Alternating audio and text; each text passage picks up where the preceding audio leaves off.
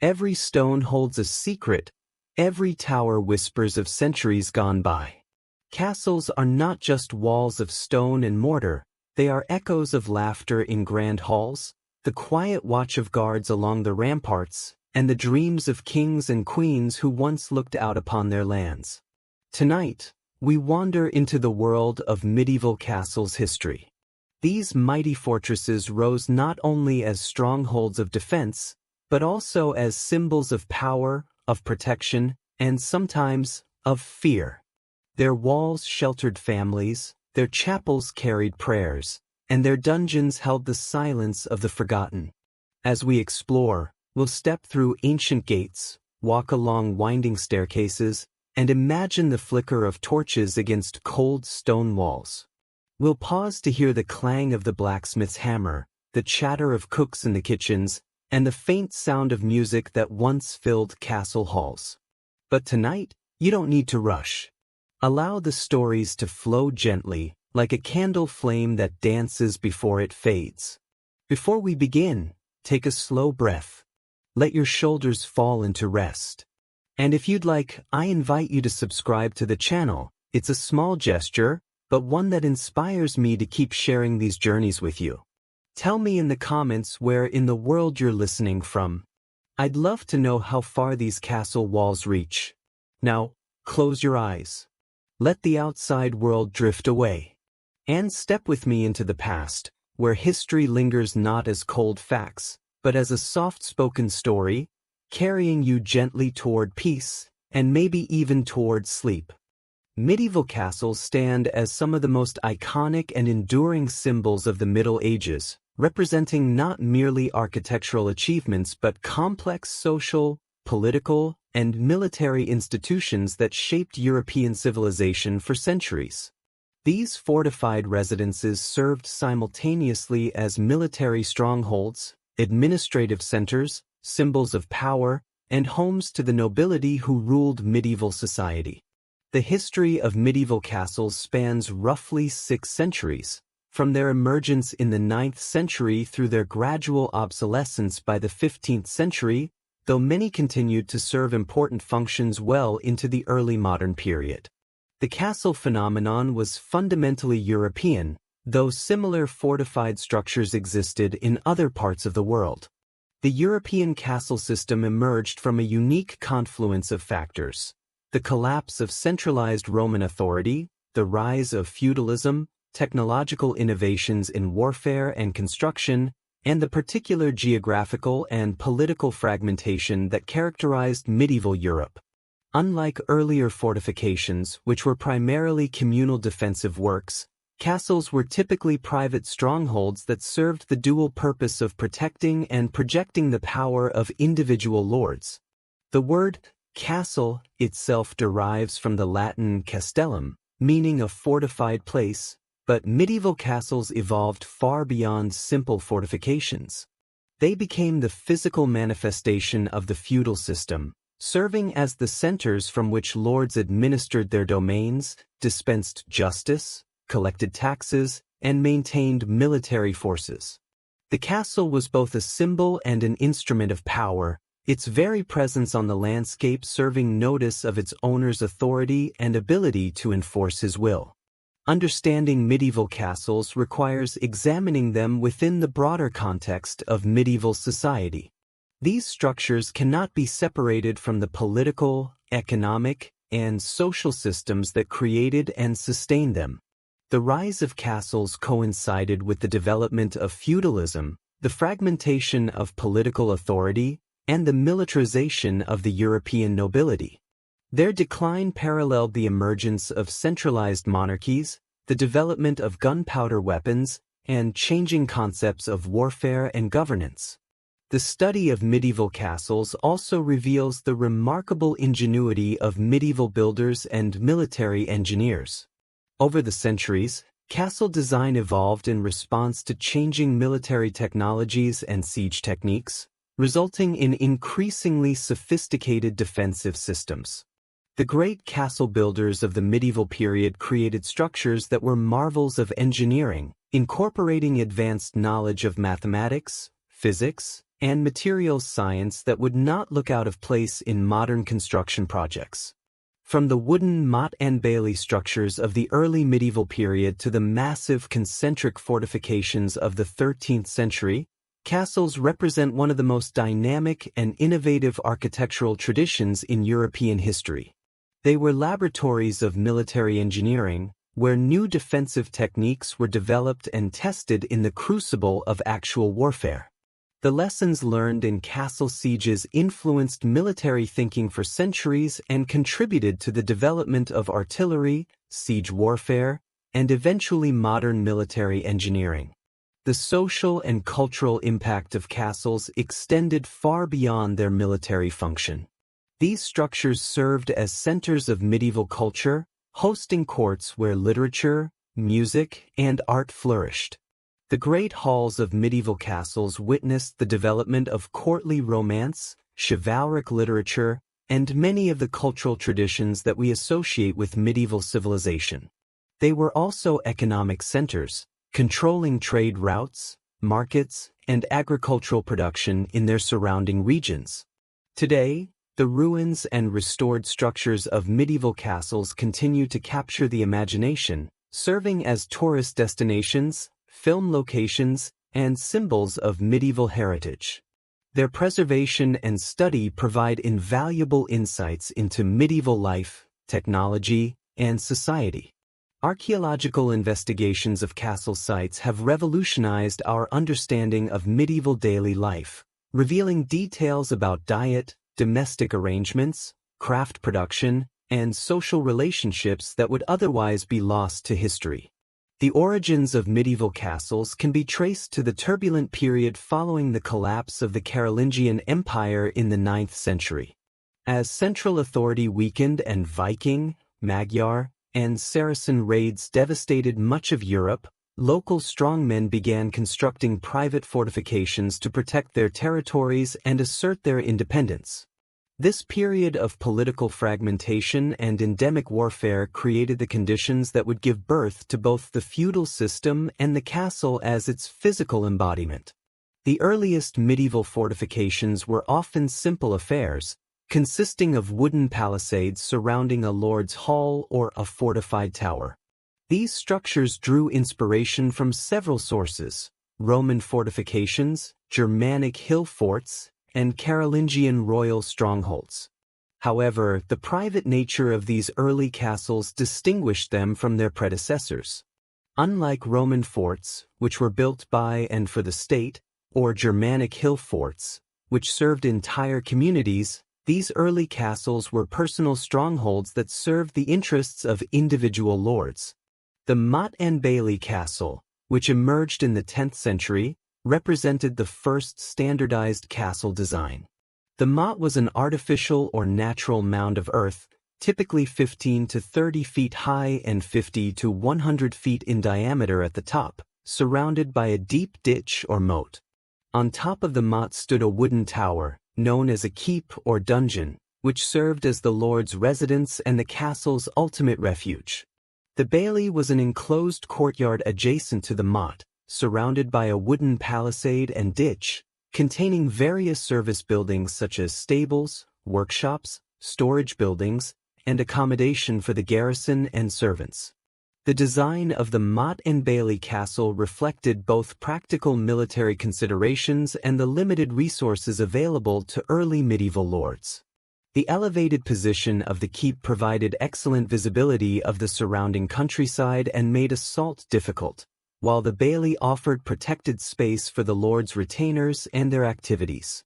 The primarily wooden construction allowed for rapid building using locally available materials and relatively unskilled labor, making this type of fortification accessible to lords of modest means.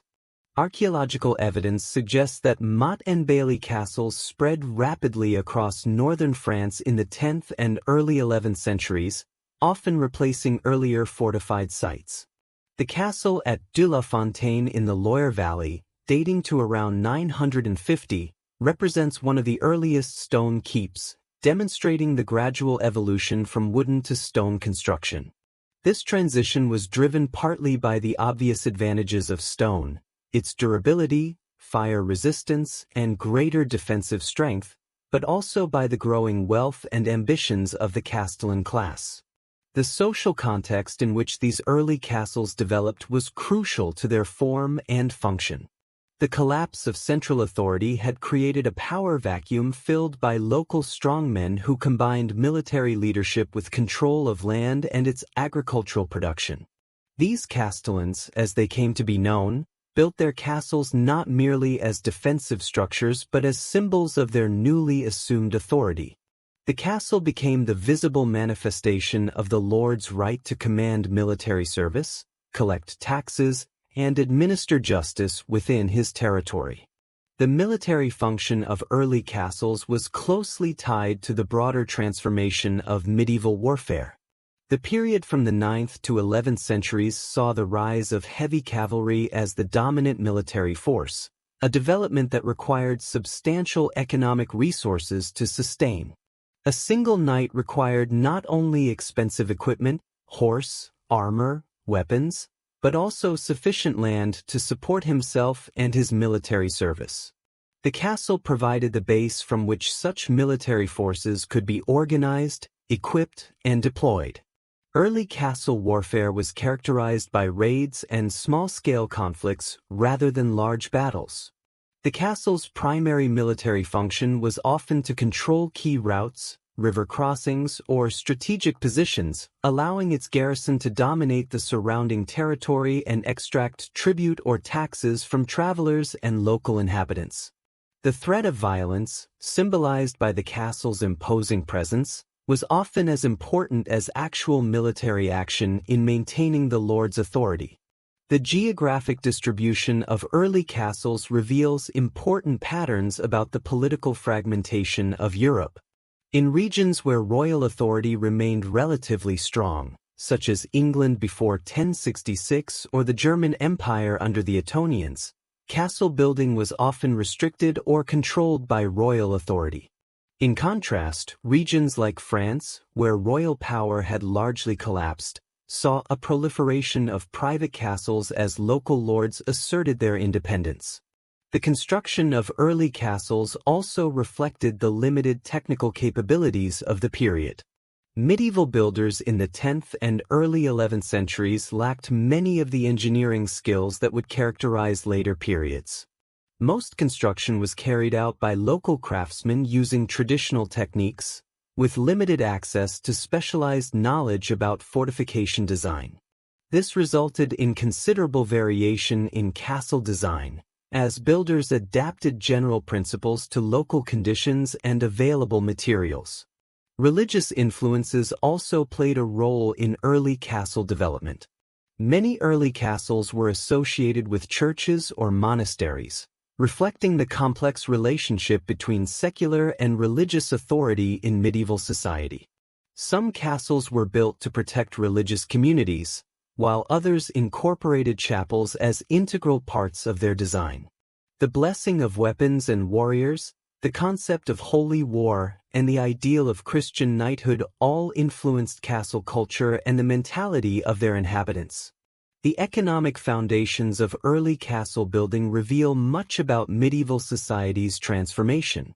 The construction and maintenance of even simple castles required significant resources: labor for construction, materials, provisions for garrisons, and ongoing maintenance. These costs could only be met through control of agricultural production, trade routes, or other sources of wealth.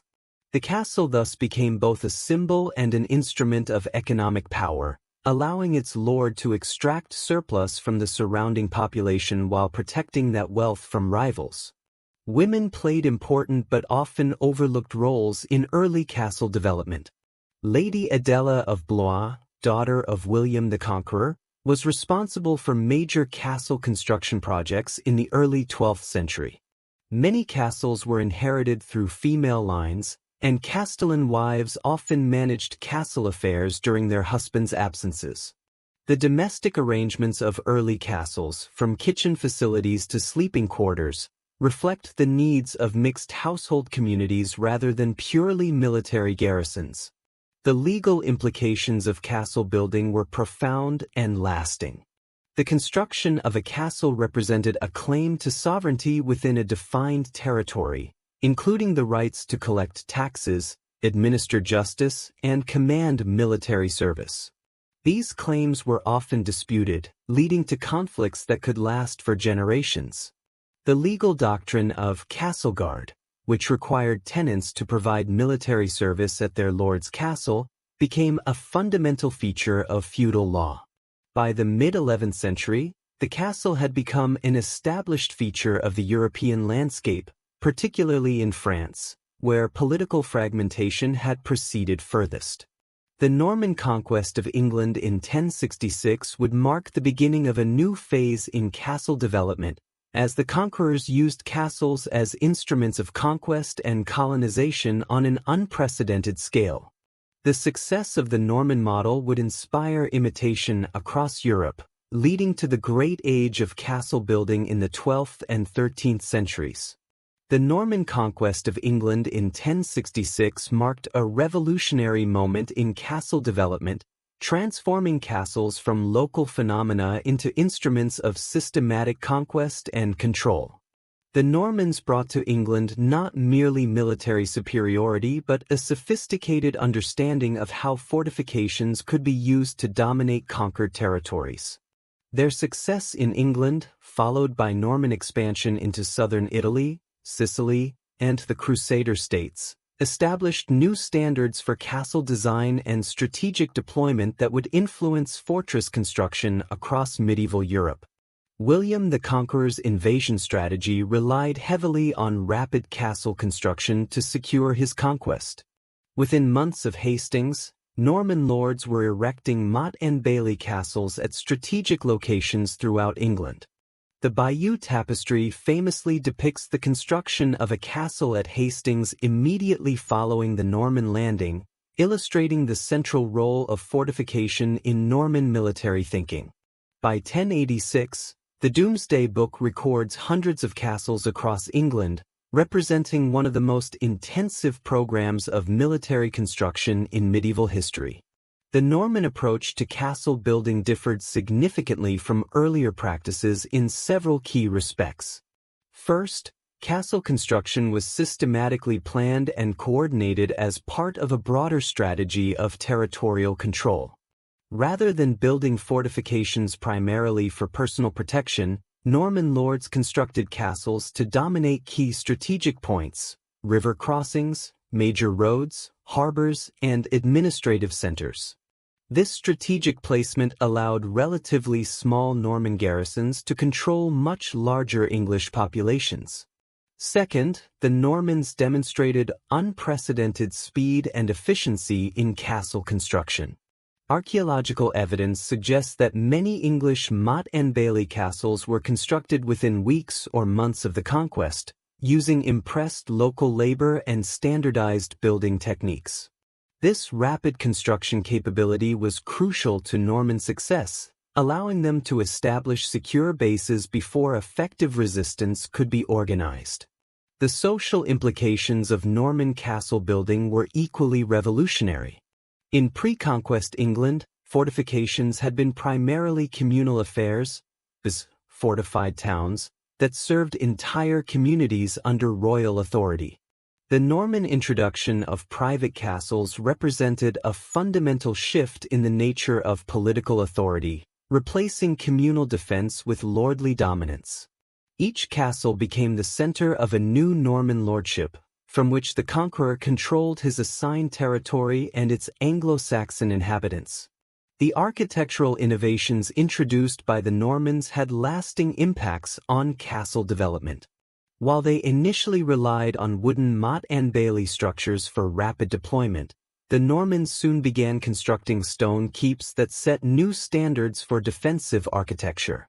The White Tower at the Tower of London, begun around 1078, exemplified Norman ambitions and capabilities. Standing nearly 100 feet high with walls up to 15 feet thick, the White Tower combined residential luxury with formidable defensive strength, serving simultaneously as royal palace, fortress, and symbol of Norman power.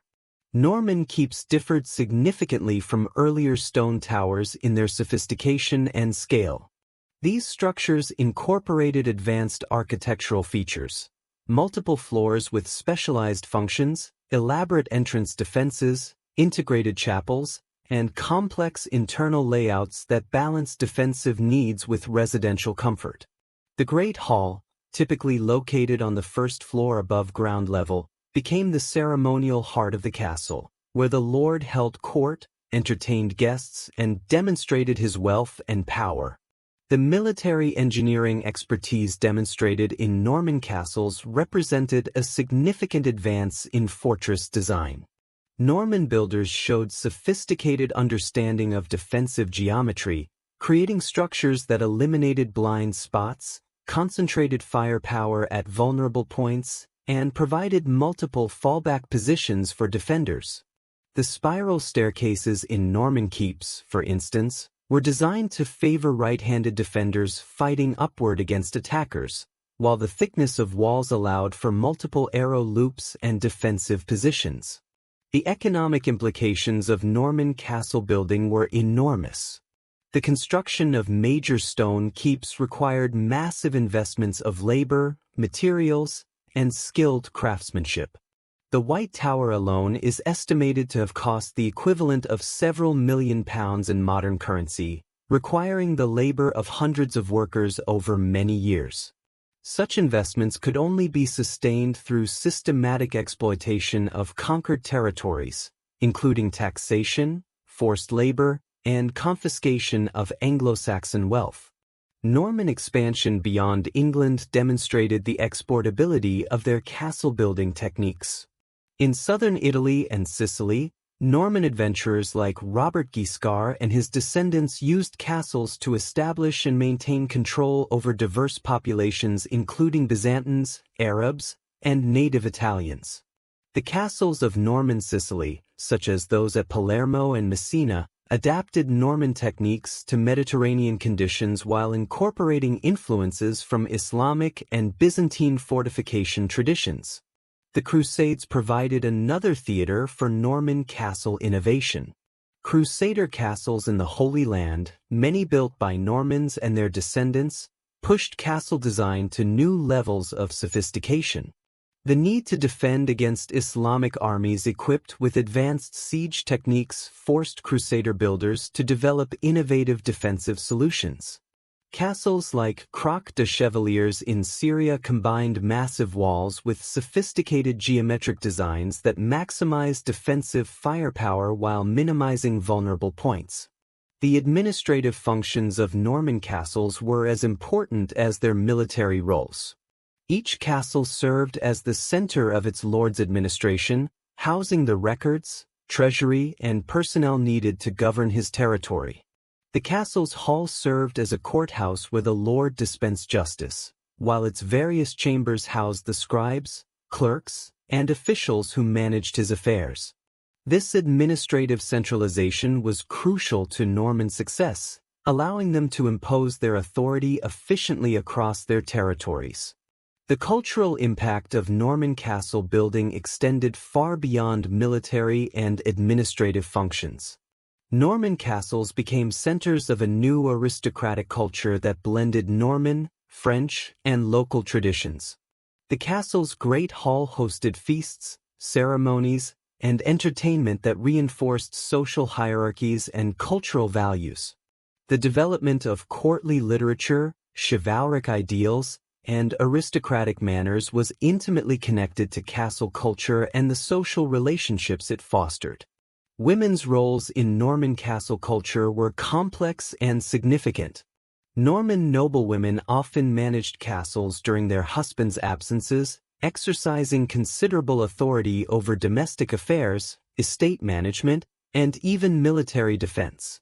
The arrangement of castle living spaces reflected the needs of noble households that included not only family members but also large numbers of retainers, servants, and guests. The private chambers of Norman castles provided unprecedented levels of comfort and privacy for their noble inhabitants. The technological innovations associated with Norman castle building had lasting impacts on medieval architecture and engineering. Norman builders developed advanced techniques for stone cutting, mortar preparation, and structural engineering that influenced both military and ecclesiastical architecture. The same craftsmen who built Norman castles often worked on cathedrals and monasteries, transferring techniques between military and religious construction projects. The legal frameworks developed around Norman castles established precedents that would influence European law for centuries. The concept of castle guard, the obligation of tenants to provide military service at their lord's castle, became a fundamental feature of feudal law. The rights and obligations associated with castle ownership, including the authority to levy taxes, administer justice, and command military service, became central elements of feudal jurisprudence. The psychological impact of Norman castles on conquered populations was carefully calculated and highly effective. The imposing presence of a Norman keep, dominating the landscape from its elevated position, served as a constant reminder of conquest and subjugation. The architectural grandeur of major castles was designed not merely for defense but to intimidate potential enemies and impress subjects with the power and permanence of Norman rule. By the early 12th century, the Norman Revolution in castle building had established new standards that would influence fortress construction across Europe. The success of Norman castle-based strategies of conquest and control inspired imitation by other medieval rulers, leading to an unprecedented boom in castle construction during the High Middle Ages. The techniques, strategies, and cultural patterns established during the Norman period would shape castle development for centuries to come. The 12th and 13th centuries marked the zenith of medieval castle construction, a period when political stability, economic growth, and technological innovation combined to produce the most sophisticated fortifications in medieval history. This golden age saw the evolution from simple wooden structures to massive stone complexes that represented the pinnacle of military engineering. The period witnessed not only quantitative expansion in castle building but also qualitative leaps in defensive design, residential luxury, and architectural sophistication that would never again be equaled in the medieval period. The economic foundations of this construction boom lay in the agricultural revolution of the High Middle Ages. Improved farming techniques, population growth, and expanded trade generated unprecedented wealth that could be invested in major construction projects. The development of a money economy allowed lords to hire specialized craftsmen, import expensive materials, and sustain long-term building projects that earlier generations could not have contemplated. The growth of cities and trade also created new sources of revenue through taxation of commerce, providing castellans with the resources needed for ambitious building programs. The political context was equally favorable to castle construction. The stabilization of feudal relationships and the consolidation of territorial lordships created both the need and the opportunity for major fortification projects. Lords who had established secure control over their territories could invest in permanent stone fortifications that would enhance their prestige and strengthen their position for generations. The period also saw increased competition among nobles, driving them to construct ever more impressive castles as symbols of their power and sophistication. The technological revolution in castle design during this period was remarkable in its scope and sophistication. The simple keeps of the Norman period evolved into complex defensive systems incorporating multiple lines of defense, sophisticated entrance arrangements, and integrated residential facilities that rivaled royal palaces in their luxury and convenience. Master masons and military engineers developed new techniques for defensive design that maximized the advantages of defenders while minimizing vulnerable points. The concentric castle emerged as the supreme achievement of medieval military architecture during this period. This design, perfected in the 13th century, featured multiple defensive walls arranged in concentric rings, each higher than the one in front of it. This arrangement allowed defenders on inner walls to fire over the heads of those on outer walls, creating overlapping fields of fire that could devastate attacking forces. The spaces between walls, known as wards, could be used for various purposes while providing fallback positions if outer defenses were breached. Edward I Welsh castles, built in the late 13th century, represent the pinnacle of concentric design and medieval military engineering. Castles like Beaumaris, Caerphilly, and Harlech incorporated every lesson learned from centuries of siege warfare, creating fortifications that were virtually impregnable to medieval assault techniques. These castles were also marvels of logistics and organization, requiring the coordination of hundreds of craftsmen, massive quantities of materials, and unprecedented financial investments. The Great Hall reached new levels of architectural sophistication during this period, reflecting the growing importance of ceremonial functions in castle life. These vast spaces, sometimes over 100 feet long, served as the public face of noble power, hosting feasts, ceremonies, and courts that reinforced social hierarchies and political relationships. The halls of 13th-century castles incorporated advanced architectural features including elaborate timber roofs, large windows, and decorative elements that rivaled contemporary cathedral architecture. The development of specialized castle personnel during this period reflected the increasing complexity of castle operations. Major castles required not only military garrisons but also administrative staff, domestic servants, craftsmen, and specialists ranging from engineers to entertainers. The constable, who served as the lord's deputy in managing the castle, became an important figure in medieval administration. The marshal supervised military affairs, while the steward managed domestic and economic functions. This specialization allowed castles to function as complex institutions serving multiple purposes simultaneously. The military engineering advances of this period were driven partly by the challenge of increasingly sophisticated siege warfare. The development of counterweight trebuchets, mining techniques, and coordinated assault methods forced castle designers to develop new defensive solutions. The placement of towers, the design of gatehouses, and the integration of active defensive features like murder holes and portcullises all reflected the ongoing arms race between attackers and defenders. The gatehouse emerged as a particular focus of defensive innovation during this period. No longer simple entrances, 13th-century gatehouses became complex fortifications in their own right, incorporating multiple portcullises, murder holes, guard chambers, and residential quarters. The gatehouse at Caerphilly Castle, for instance, rivals the castle's main keep in size and defensive strength, reflecting the recognition that entrances were often the most vulnerable points in castle defenses. The integration of water defenses reached new levels of sophistication during this period. Castles like Caerphilly incorporated elaborate systems of artificial lakes, channels, and flooding mechanisms that could be used both for defense and for controlling access to the castle. These water systems required advanced engineering knowledge and represented major investments in infrastructure that went far beyond simple military needs. The role of royal patronage in castle development was crucial during this period.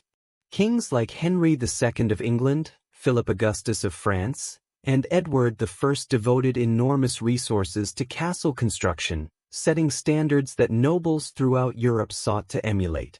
Royal castles served not only as military bases but as symbols of royal authority and architectural showcases that demonstrated the crown's power and sophistication. The Crusades continued to influence castle design throughout this period, with returning crusaders bringing knowledge of Islamic military architecture and siege techniques.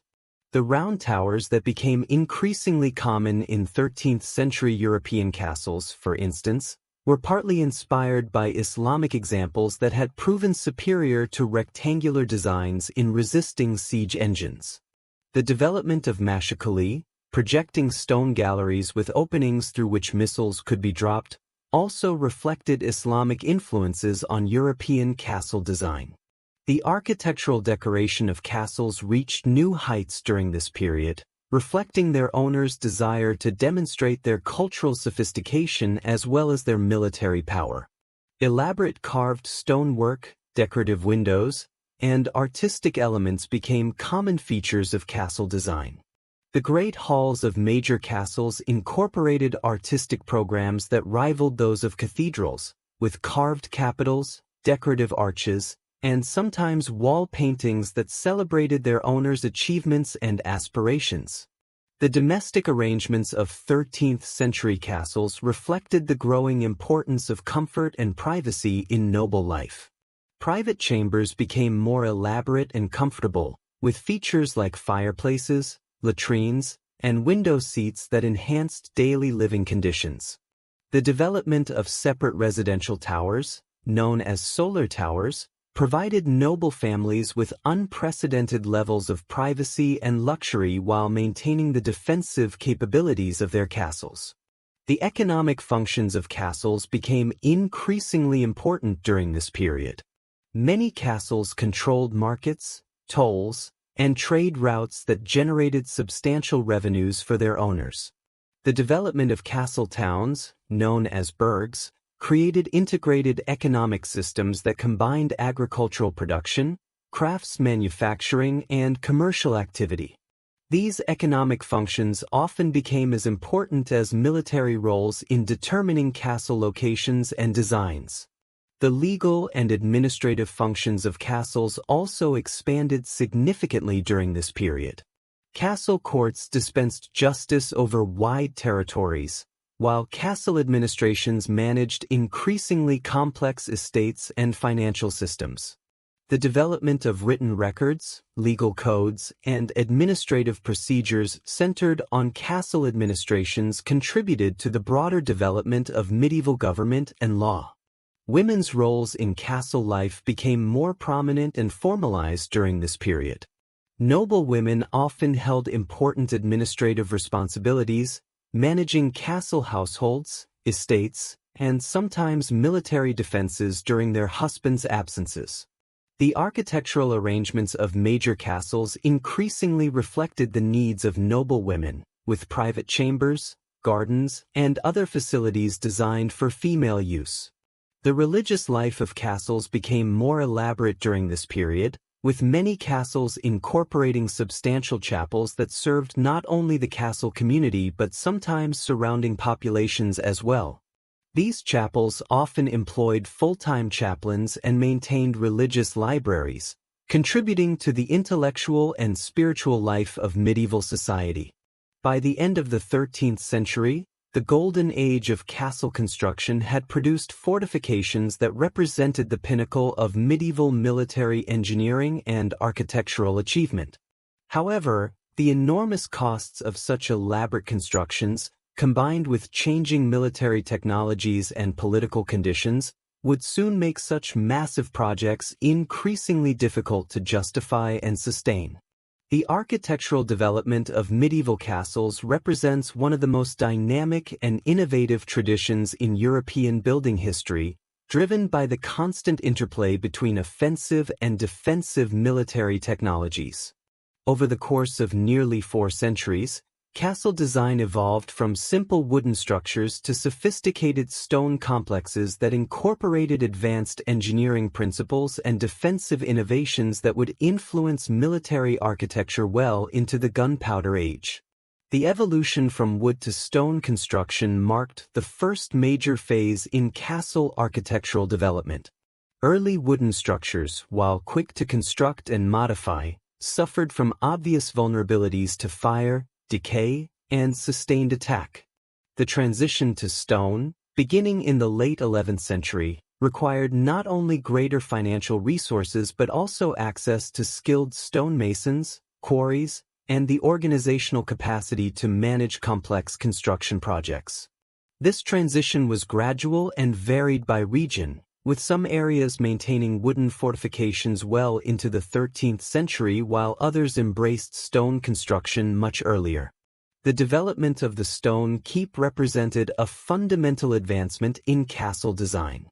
These massive rectangular towers, typically 3 to 4 stories high, combined residential and defensive functions in a single structure. The thickness of keep walls, often 10 to 20 feet at the base, provided protection against both siege engines and undermining, while the height offered excellent visibility and made assault extremely difficult.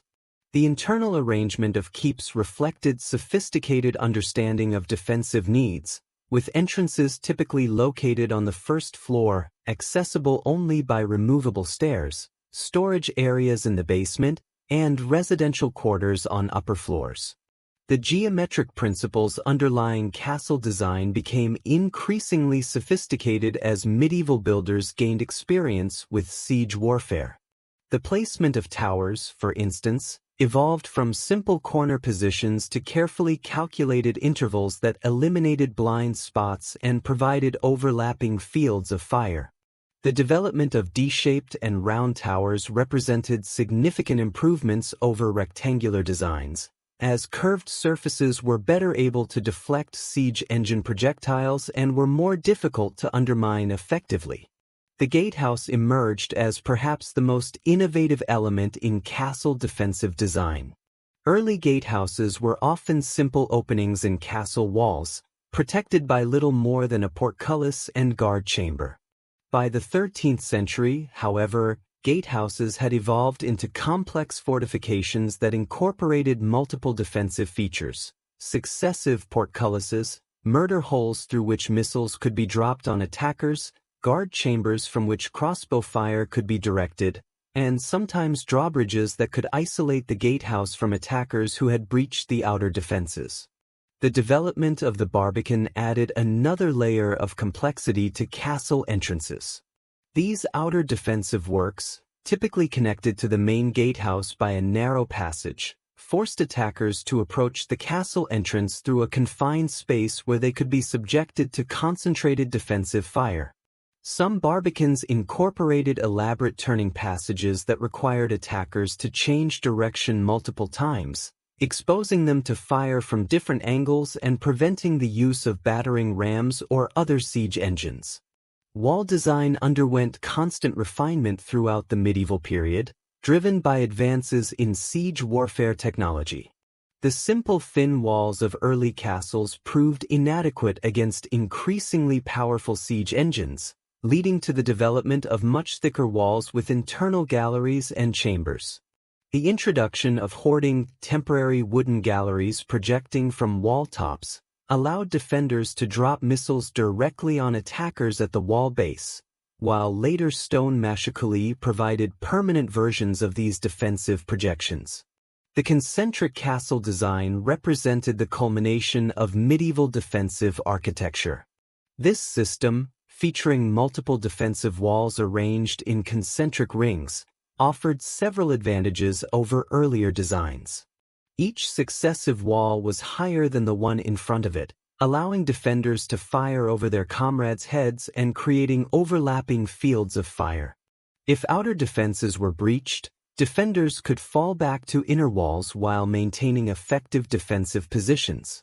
The spaces between walls, known as wards or baileys, could house various castle functions while providing additional defensive depth.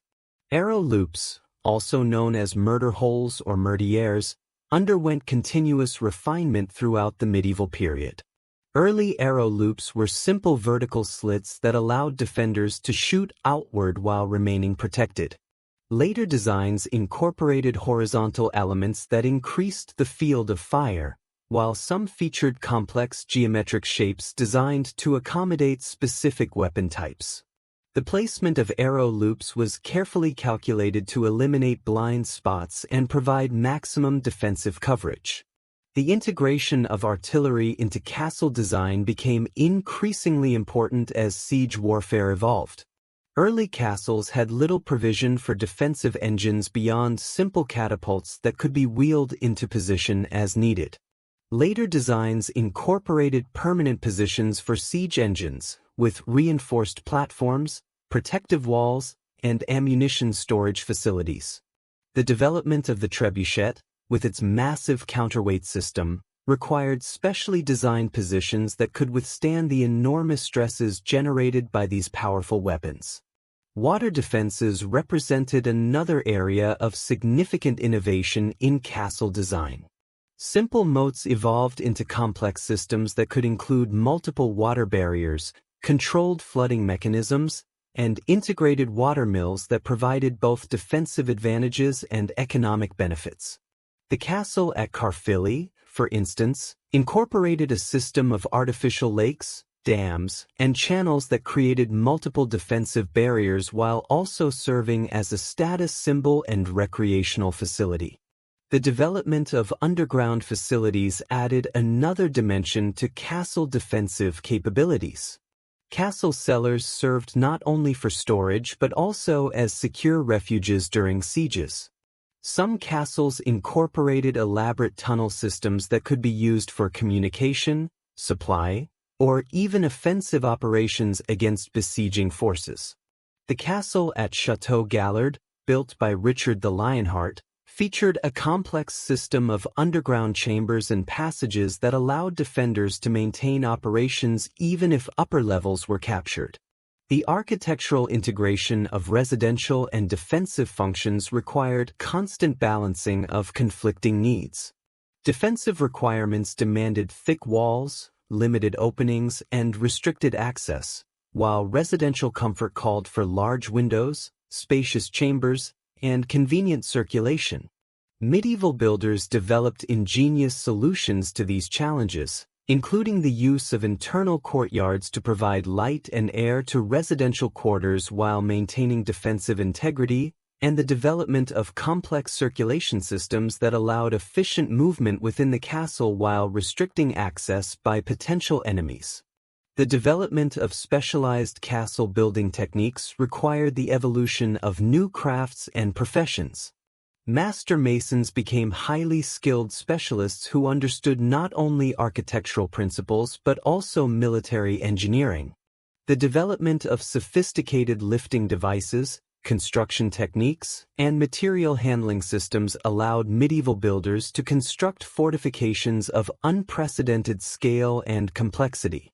The coordination required for major castle construction projects contributed to advances in project management and organizational techniques that influenced other areas of medieval society.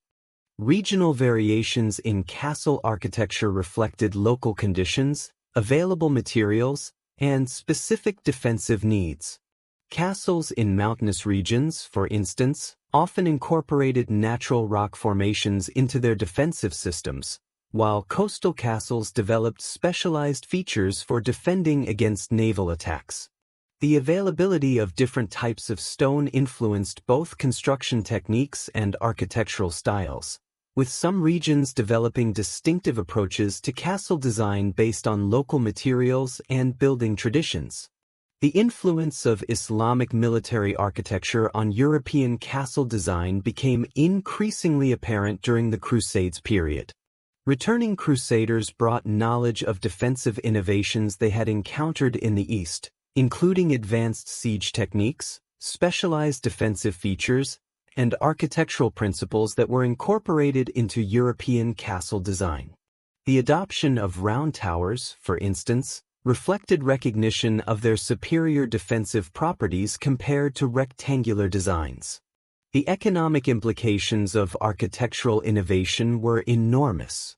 Each advancement in castle design required greater investment in materials, skilled labor, and construction time. The most sophisticated castles of the 13th century represented financial commitments that could bankrupt their builders and required decades to complete. These enormous costs eventually contributed to the decline of castle construction, as few lords could afford the increasingly expensive defensive systems required to maintain military effectiveness. The legacy of medieval castle architectural innovations extended far beyond the medieval period. Many defensive principles developed in castle design influenced later military engineering, while construction techniques and architectural features found applications in civilian architecture.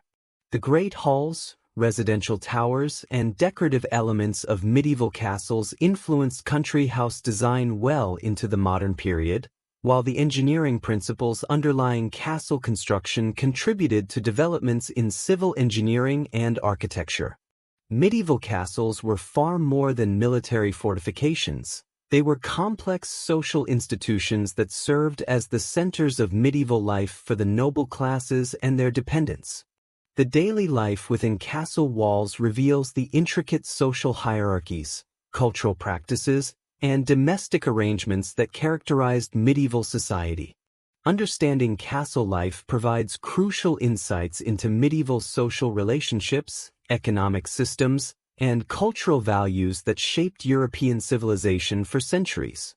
The social hierarchy within a medieval castle was strictly organized and clearly defined, reflecting the broader feudal system of medieval society. At the apex stood the lord and his immediate family, who occupied the most comfortable quarters and enjoyed the highest status and greatest privileges. Below them were various ranks of nobility, including relatives, allied lords, and honored guests, each accorded treatment appropriate to their station. The castle's professional staff included the constable, the lord's deputy, the marshal, military commander, the steward, domestic manager, the chaplain, and various administrative officials who managed the complex operations of a major household. The castle's military garrison formed another distinct social group, ranging from knights and men-at-arms to simple soldiers and crossbow specialists. These men were typically housed in barracks or halls separate from the lord's family quarters, though knights of higher status might enjoy private chambers. The relationship between professional soldiers and the noble household was complex, involving not only military service but also participation in castle ceremonies, entertainment, and daily life. Domestic servants constituted the largest group within most castle communities, performing the countless tasks required to maintain a major household. These included cooks, bakers, brewers, grooms, stable hands, laundresses, chamber servants, and numerous others whose labor made castle life possible. The social status of servants varied considerably, from skilled craftsmen who enjoyed considerable respect and security to lowly scullery workers who lived in the most basic conditions. The daily routine of castle life was governed by the rhythms of medieval society, with religious observances, meals, and work schedules following patterns established by centuries of tradition. The day typically began before dawn with religious services in the castle chapel, attended by the lord's family, household officials, and those servants whose duties permitted. The importance of religious observance in medieval life meant that castle chapels were not merely decorative features but active centers of spiritual life that shaped the daily experiences of all castle inhabitants.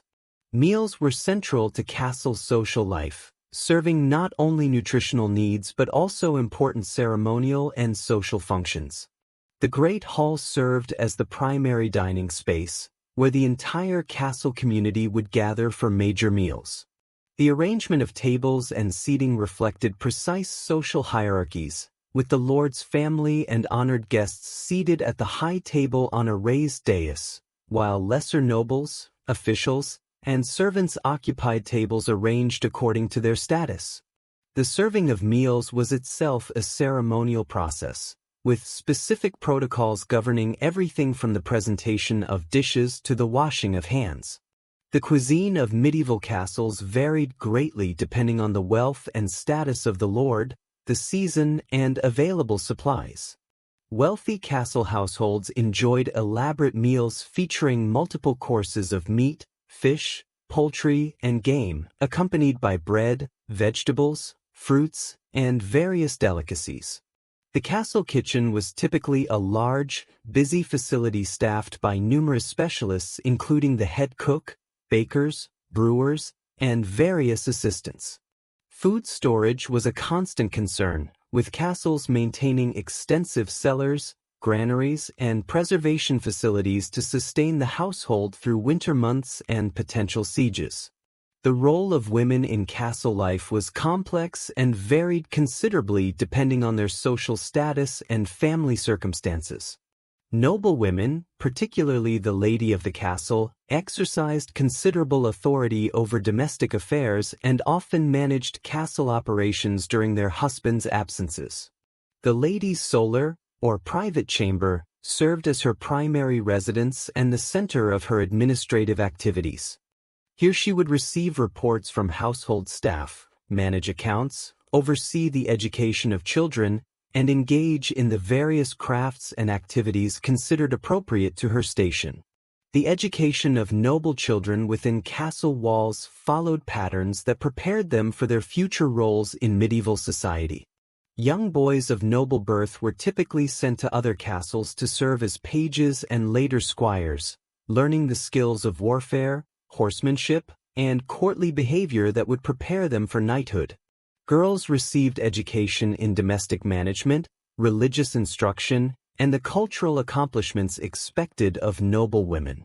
The castle thus served as an important educational institution, passing on the knowledge and values of the aristocratic class to succeeding generations.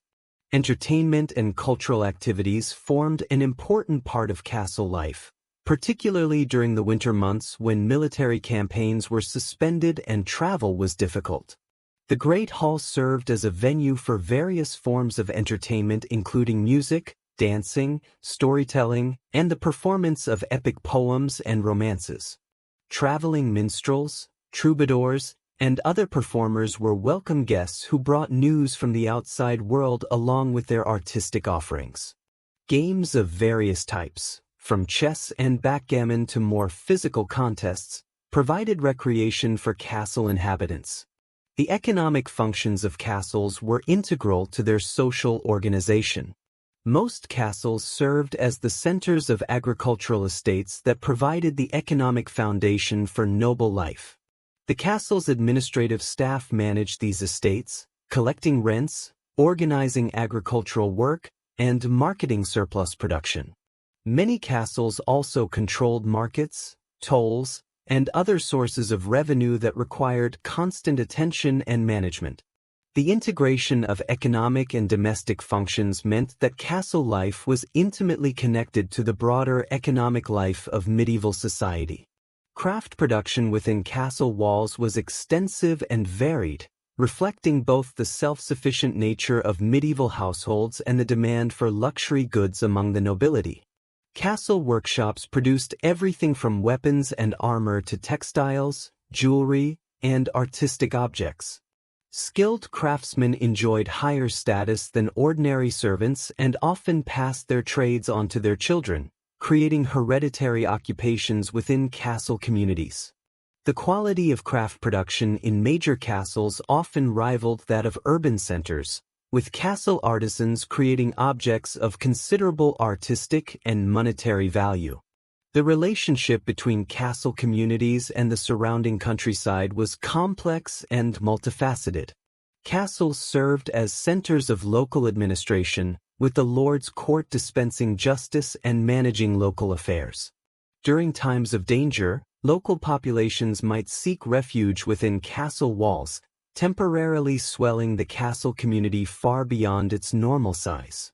The castle's economic demands also created extensive relationships with surrounding communities, as peasants provided agricultural products, labor, and military service in exchange for protection and the right to work the land. Religious life within castle walls extended far beyond daily chapel services to encompass a complex web of observances, celebrations, and spiritual activities. Major religious festivals were celebrated with elaborate ceremonies that involved the entire castle community, while the castle chapel often served surrounding populations as well as castle inhabitants.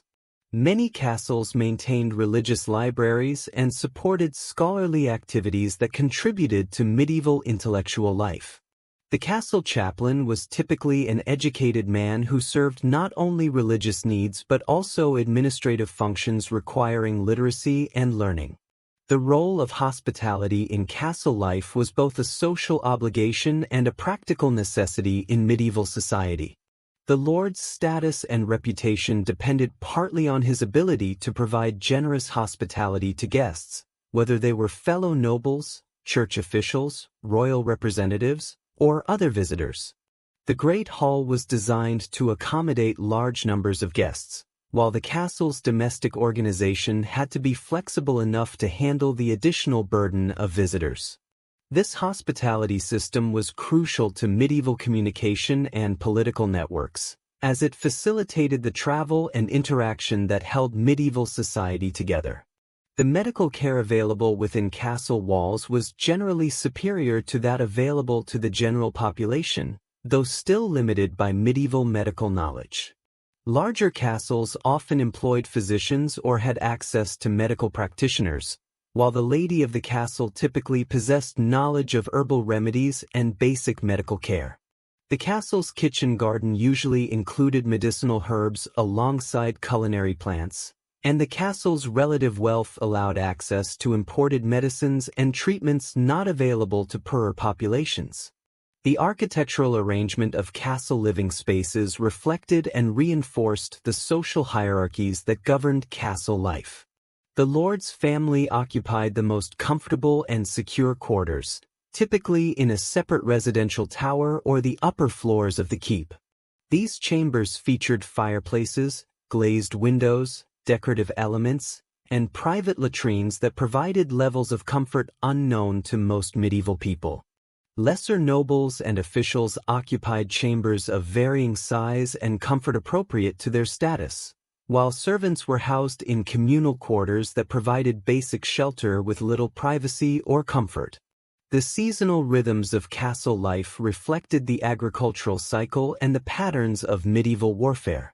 Spring and summer were typically times of increased activity, with military campaigns, agricultural work, and extensive travel. The castle community might be significantly reduced during these months as the lord and his retainers engaged in military service or traveled on other business. Autumn was a time of harvest and preparation for winter, while the winter months saw the castle community gathered together for an extended period of indoor life, entertainment, and social interaction. The legal functions of castles made them important centers of medieval justice and administration. The castle's Great Hall served as a courthouse where the lord dispensed justice to his tenants and vassals, while the castle's administrative staff maintained the records and precedents that formed the basis of medieval law. The castle's dungeon, contrary to popular imagination, was typically used for temporary detention rather than long-term imprisonment, as medieval justice emphasized compensation, corporal punishment, and execution rather than incarceration. Castle communities developed their own internal cultures and traditions that could persist for generations. Long-serving families of castle staff created informal networks of relationships and obligations that paralleled the formal feudal hierarchy. Traditional ceremonies, seasonal celebrations, and customary practices gave castle communities a sense of identity and continuity that bound together people of different social ranks in a shared way of life.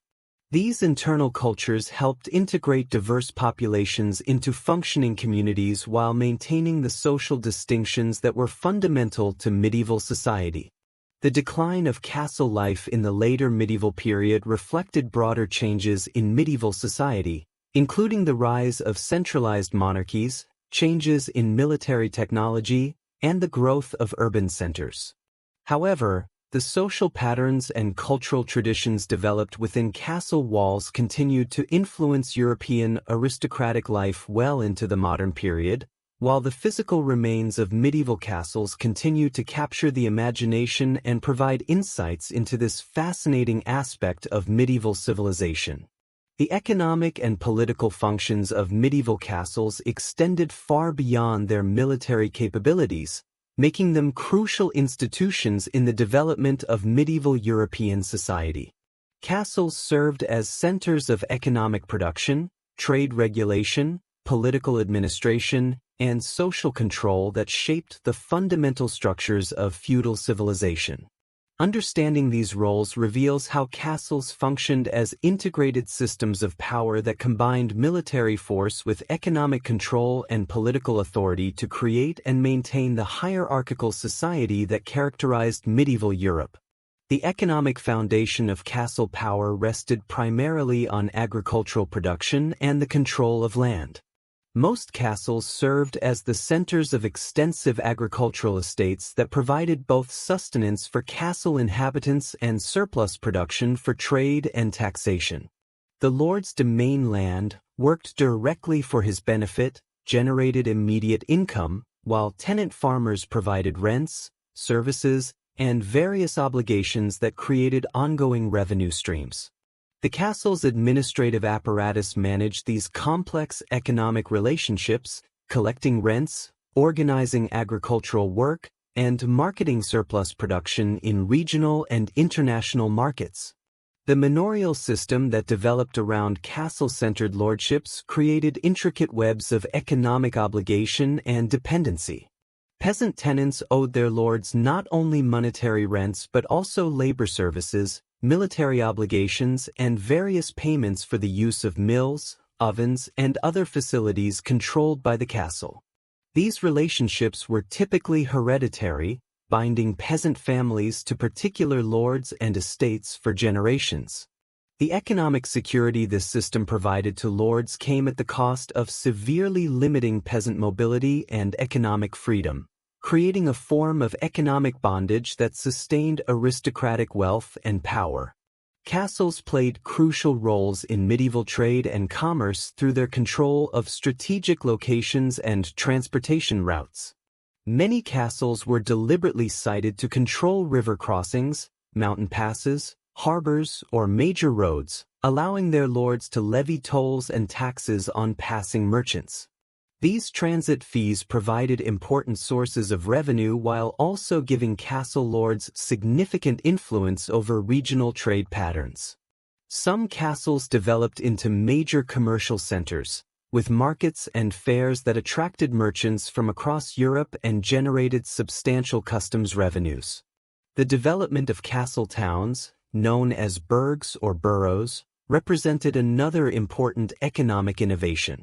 Lords often encouraged the development of commercial settlements near their castles, granting special privileges and freedoms to attract merchants and craftsmen.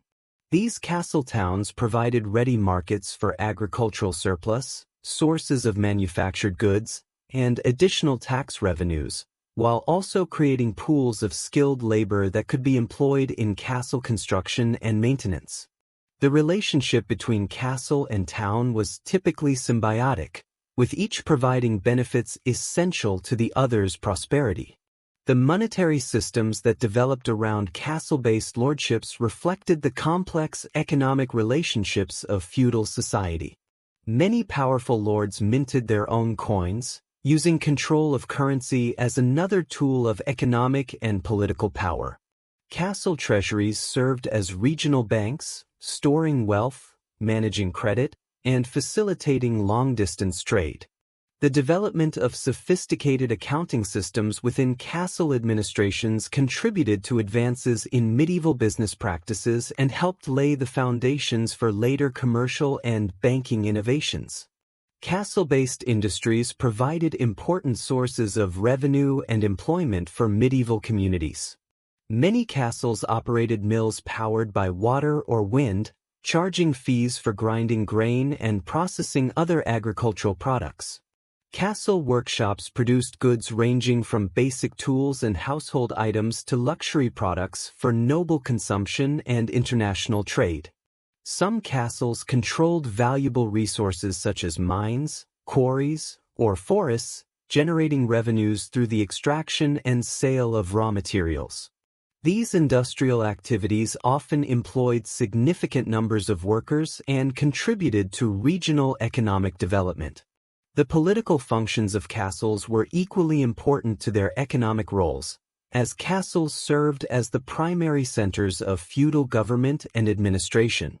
The castle's great hall functioned as a courthouse where the lord dispensed justice to his tenants and vassals, while his administrative staff maintained records, collected taxes, and managed the complex web of obligations that held feudal society together.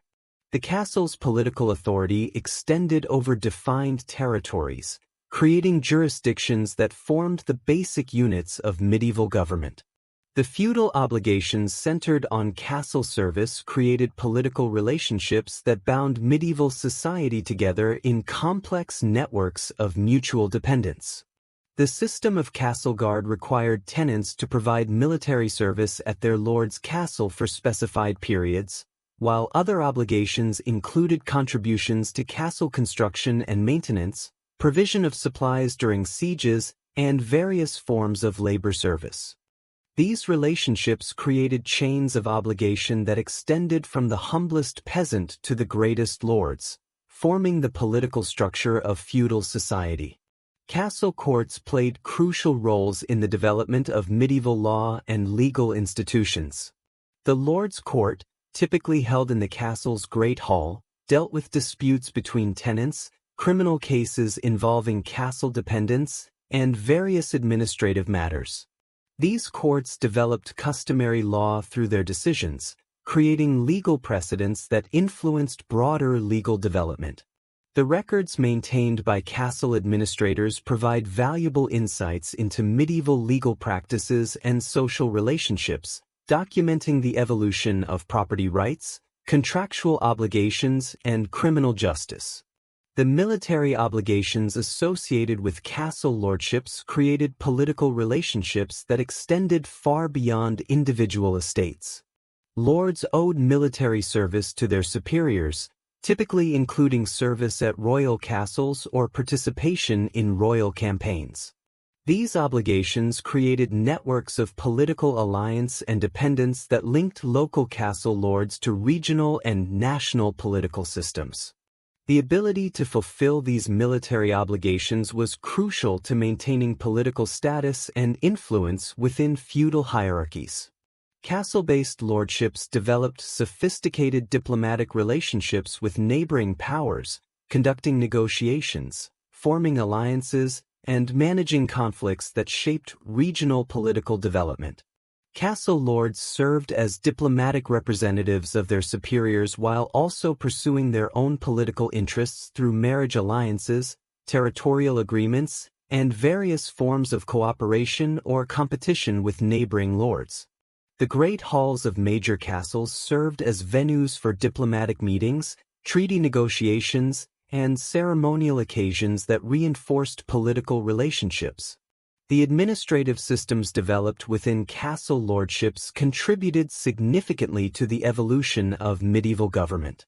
Castle administrators developed record-keeping systems, legal procedures, and management techniques that influenced broader governmental development. The integration of military, economic, and political functions within castle administrations created models of governance that would influence the development of centralized monarchies and modern governmental institutions.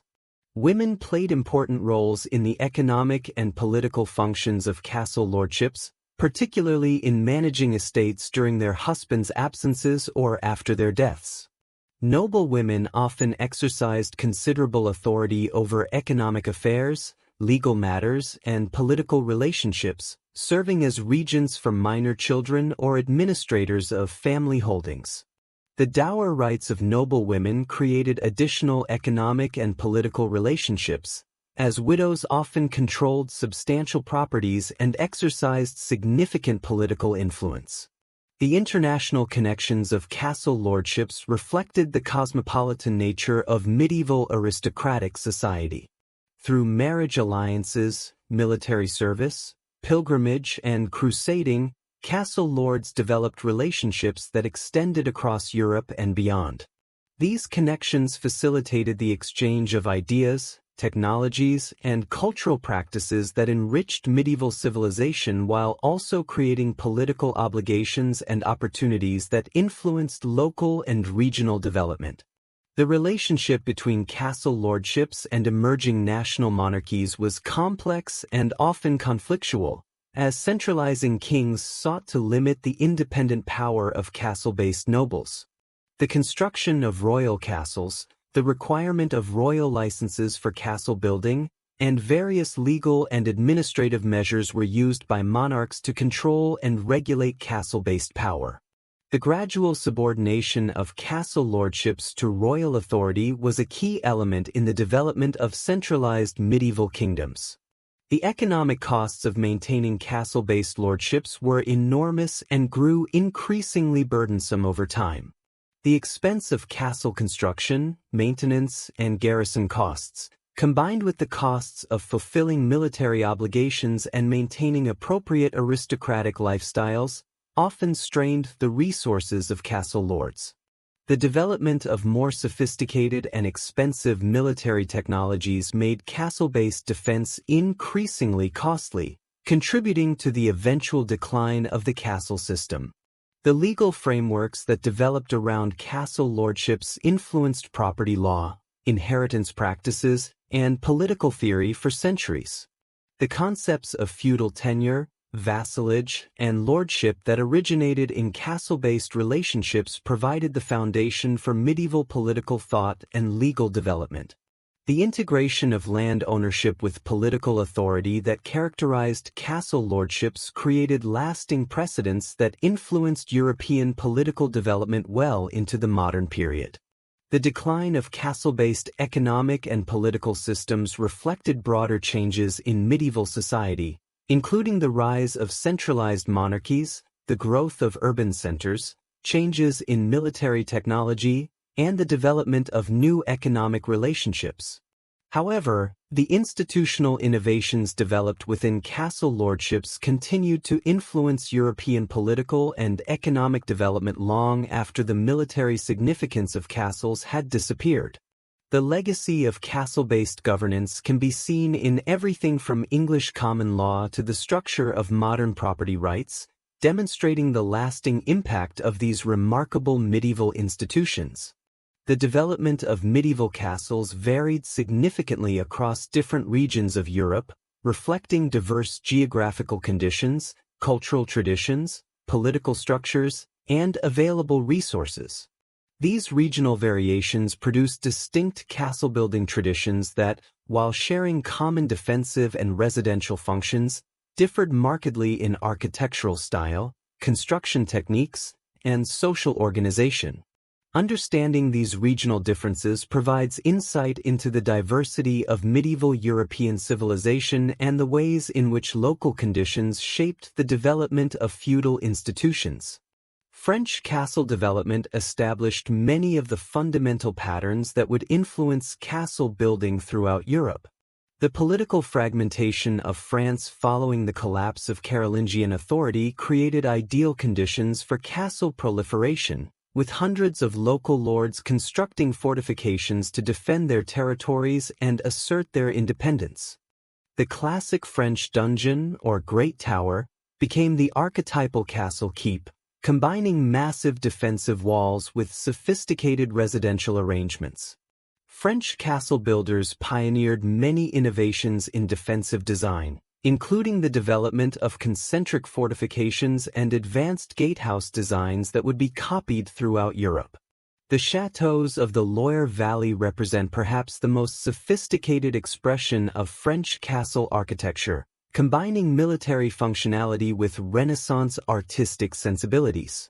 These structures demonstrate the evolution of French castle design from purely military fortifications to palatial residences that maintain defensive capabilities while emphasizing comfort, luxury, and architectural beauty. The influence of French castle design extended throughout Europe through dynastic connections, military campaigns, and cultural exchange, making French traditions a major influence on medieval fortification development. English castle development was profoundly shaped by the Norman conquest of 1066, which introduced continental castle-building techniques to a country that had previously relied primarily on communal fortifications. The Norman conquerors constructed hundreds of motte and bailey castles to secure their conquest, followed by massive stone keeps that demonstrated their power and permanence. English castle development was also influenced by the country's island geography, which reduced certain defensive pressures while creating others related to coastal defense and internal security. The Welsh Marches became a laboratory for English castle innovation, as English lords confronted the challenge of conquering and holding territories populated by hostile Welsh populations. The castles built in this region, such as those constructed by the powerful Marcher lords, incorporated lessons learned from generations of border warfare and developed distinctive features adapted to local conditions. Edward I's conquest of Wales in the late 13th century produced some of the most sophisticated castle complexes in medieval Europe, including Caerphilly, Harlech, and Beaumaris, which represented the pinnacle of concentric castle design. Scottish castle development was influenced by the country's mountainous geography, clan-based social structure, and frequent conflicts with English neighbors. Scottish castles often incorporated natural defensive features more extensively than those in other regions, building upon rocky outcrops, islands, or other naturally defensible positions.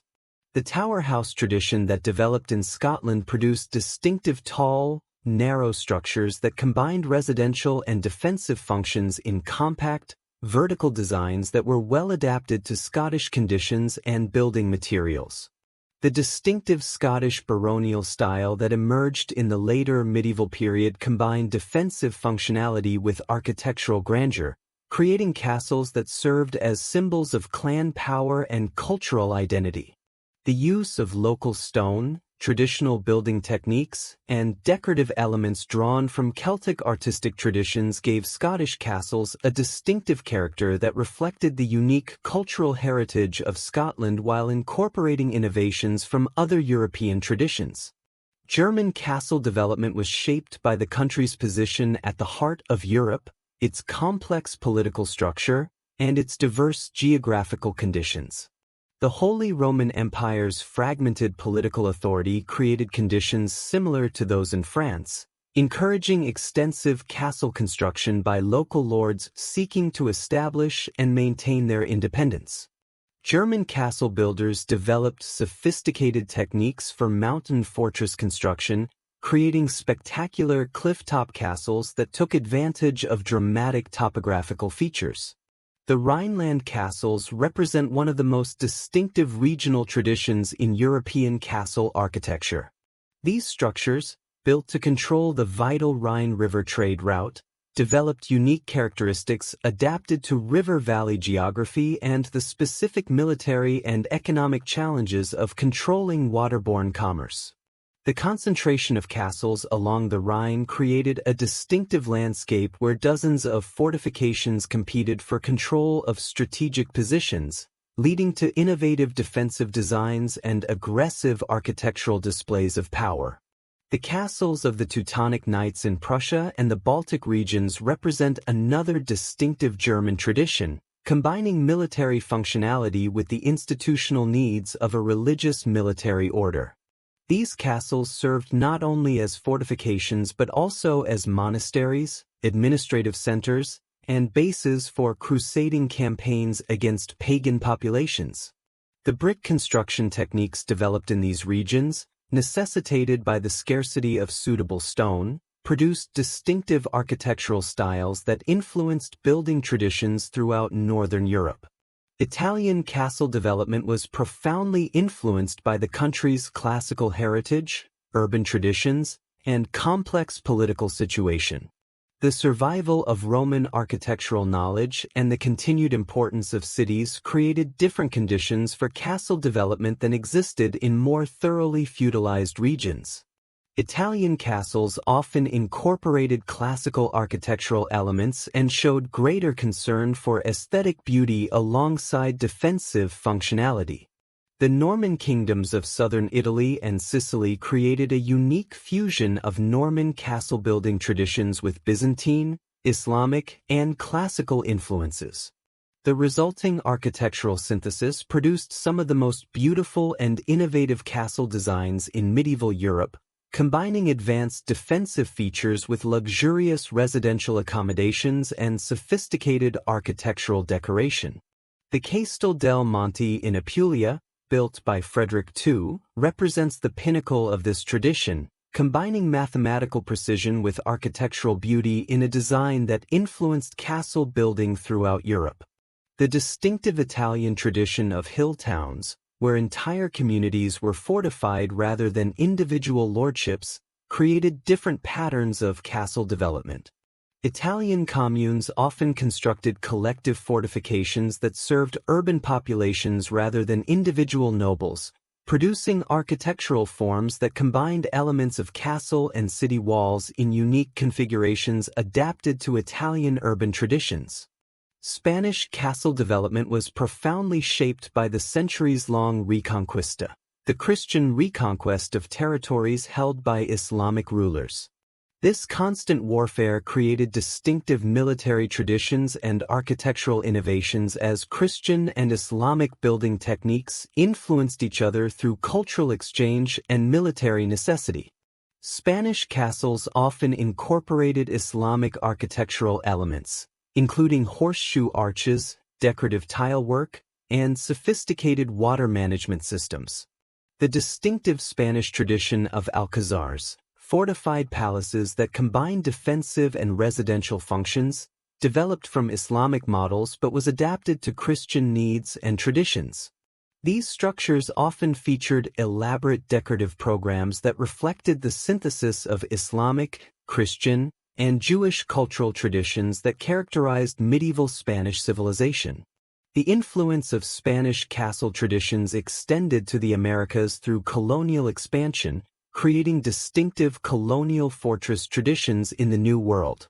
The castles of the military orders in Spain, particularly those of the orders of Santiago, Calatrava, and Alcántara, developed unique characteristics adapted to their role in frontier warfare against Islamic forces. These structures combined monastic and military functions, serving as both fortresses and religious communities while maintaining distinctive architectural traditions that reflected their institutional needs and military purposes.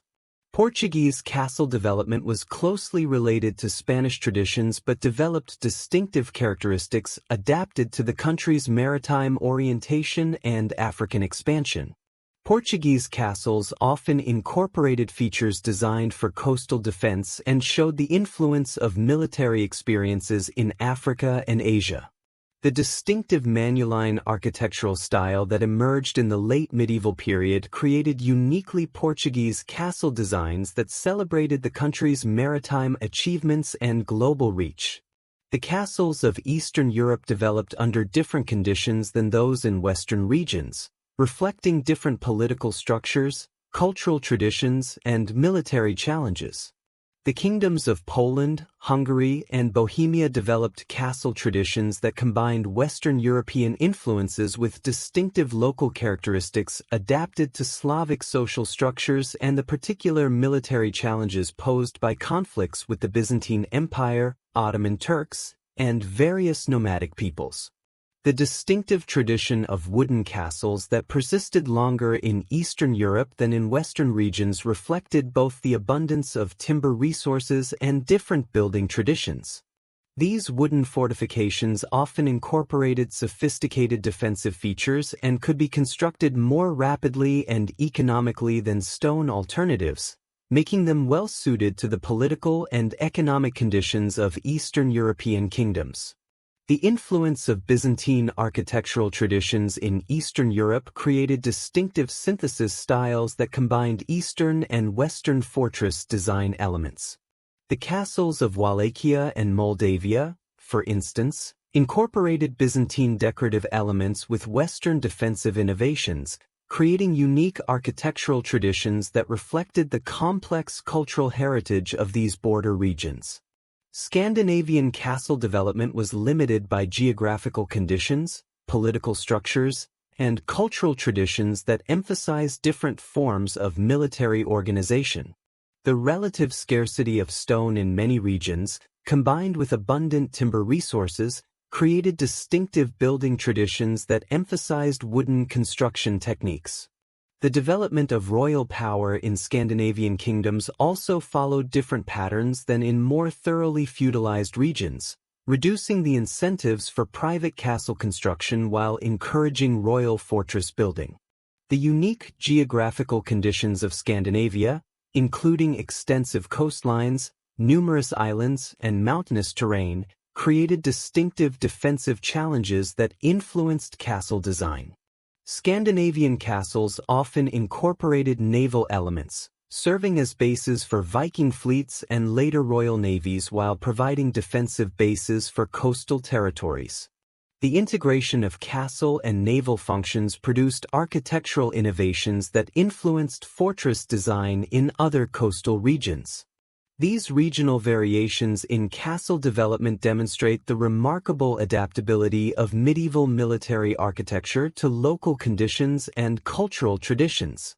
While sharing common defensive and residential functions, European castles developed distinctive characteristics that reflected the diversity of medieval European civilization and the creativity of medieval builders in adapting general principles to specific local needs and opportunities.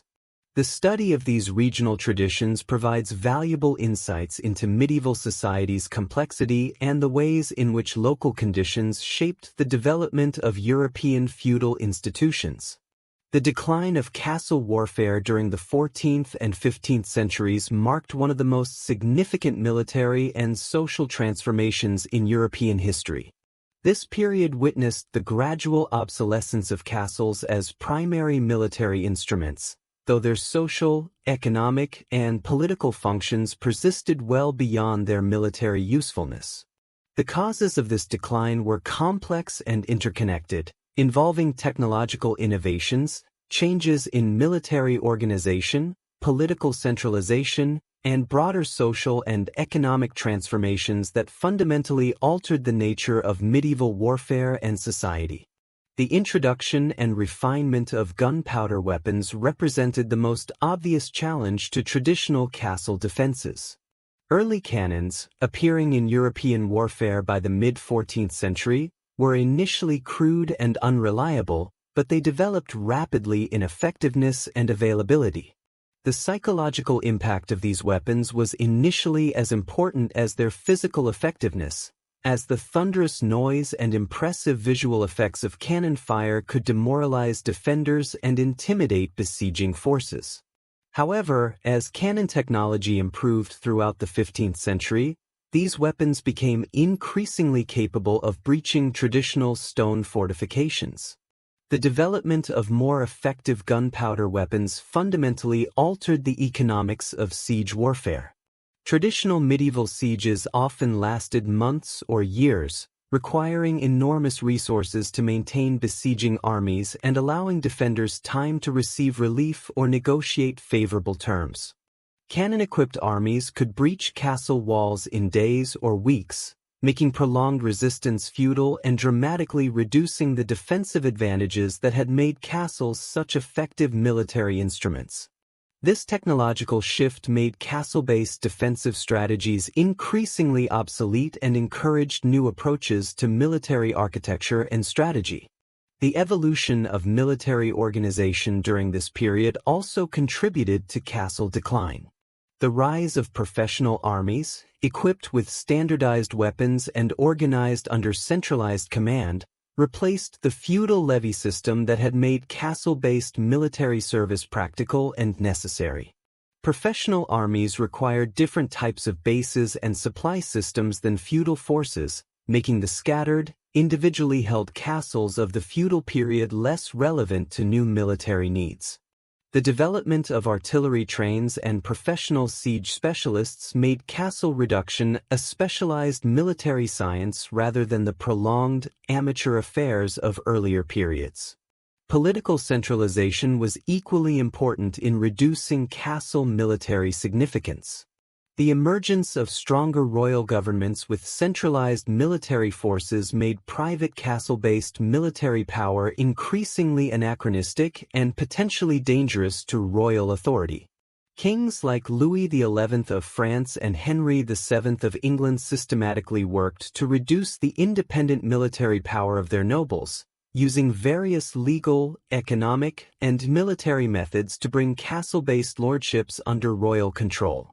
The development of royal artillery trains gave monarchs decisive advantages over rebellious castle-holding nobles. The changing nature of medieval warfare also reduced castle military relevance. The shift toward more mobile forms of warfare, emphasizing rapid movement and decisive battles rather than prolonged sieges, made fixed fortifications less central to military strategy.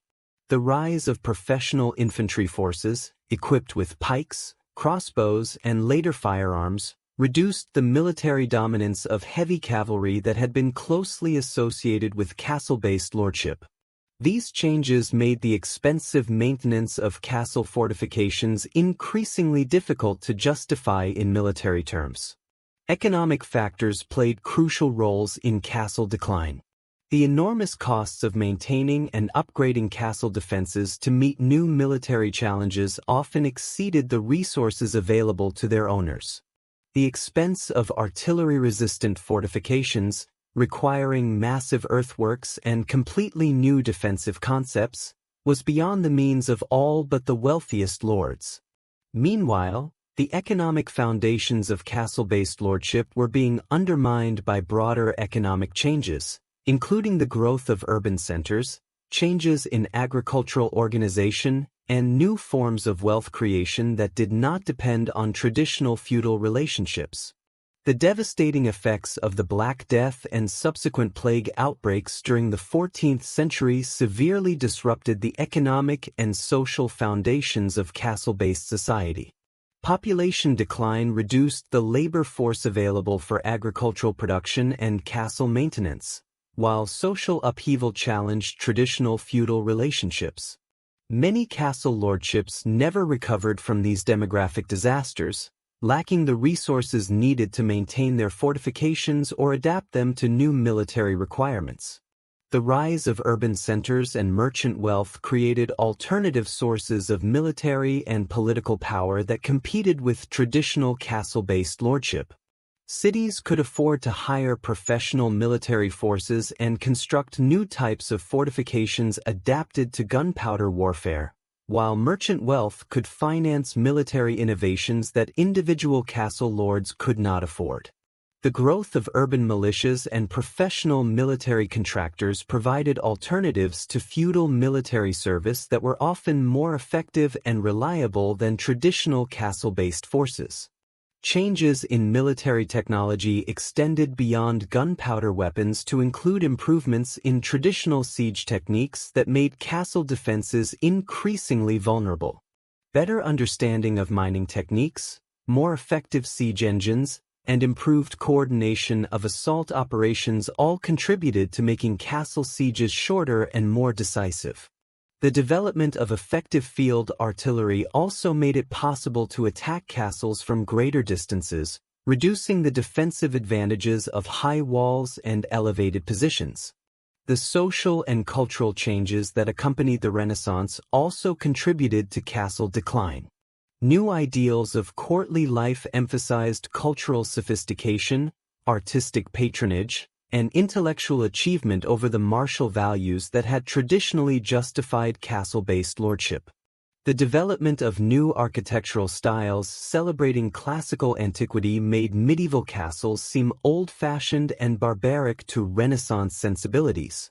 Noble families increasingly preferred to build palatial residences that emphasized comfort and beauty over defensive strength. The legal and administrative changes that accompanied political centralization also reduced castle military significance. The development of royal legal systems, professional administrators, and centralized tax collection reduced the local governmental functions that had made castles important administrative centers. New legal concepts limited the rights of castle lords to wage private warfare, maintain independent military forces, and exercise judicial authority over their territories. These changes made castle ownership less politically and economically valuable while reducing the practical benefits of castle-based lordship. Regional variations in castle decline reflected different political, economic, and military conditions across Europe. In France, the Hundred Years' War accelerated castle decline as royal armies demonstrated the obsolescence of traditional fortifications while royal authority was strengthened through successful military campaigns. In Germany, political fragmentation allowed castle-based lordship to persist longer, though economic constraints and technological changes eventually produced similar effects. In England, royal control over castle building and maintenance facilitated centralized decision-making about which fortifications remained militarily valuable. The transition from medieval castles to early modern fortifications represented a fundamental shift in military architecture and strategy. The new artillery fortifications that emerged in the 15th and 16th centuries, with their low walls, angular bastions, and complex earthwork systems, were designed according to completely different principles than medieval castles. These new fortifications required professional military engineers, substantial financial resources, and centralized planning that individual lords could rarely provide, making fortress construction increasingly a royal or state responsibility. Some castle owners attempted to adapt their fortifications to meet new military challenges, adding artillery positions, modifying walls to resist cannon fire, and incorporating other defensive innovations. However, these adaptations were usually expensive and only partially effective, as the fundamental design principles of medieval castles were incompatible with the requirements of gunpowder warfare.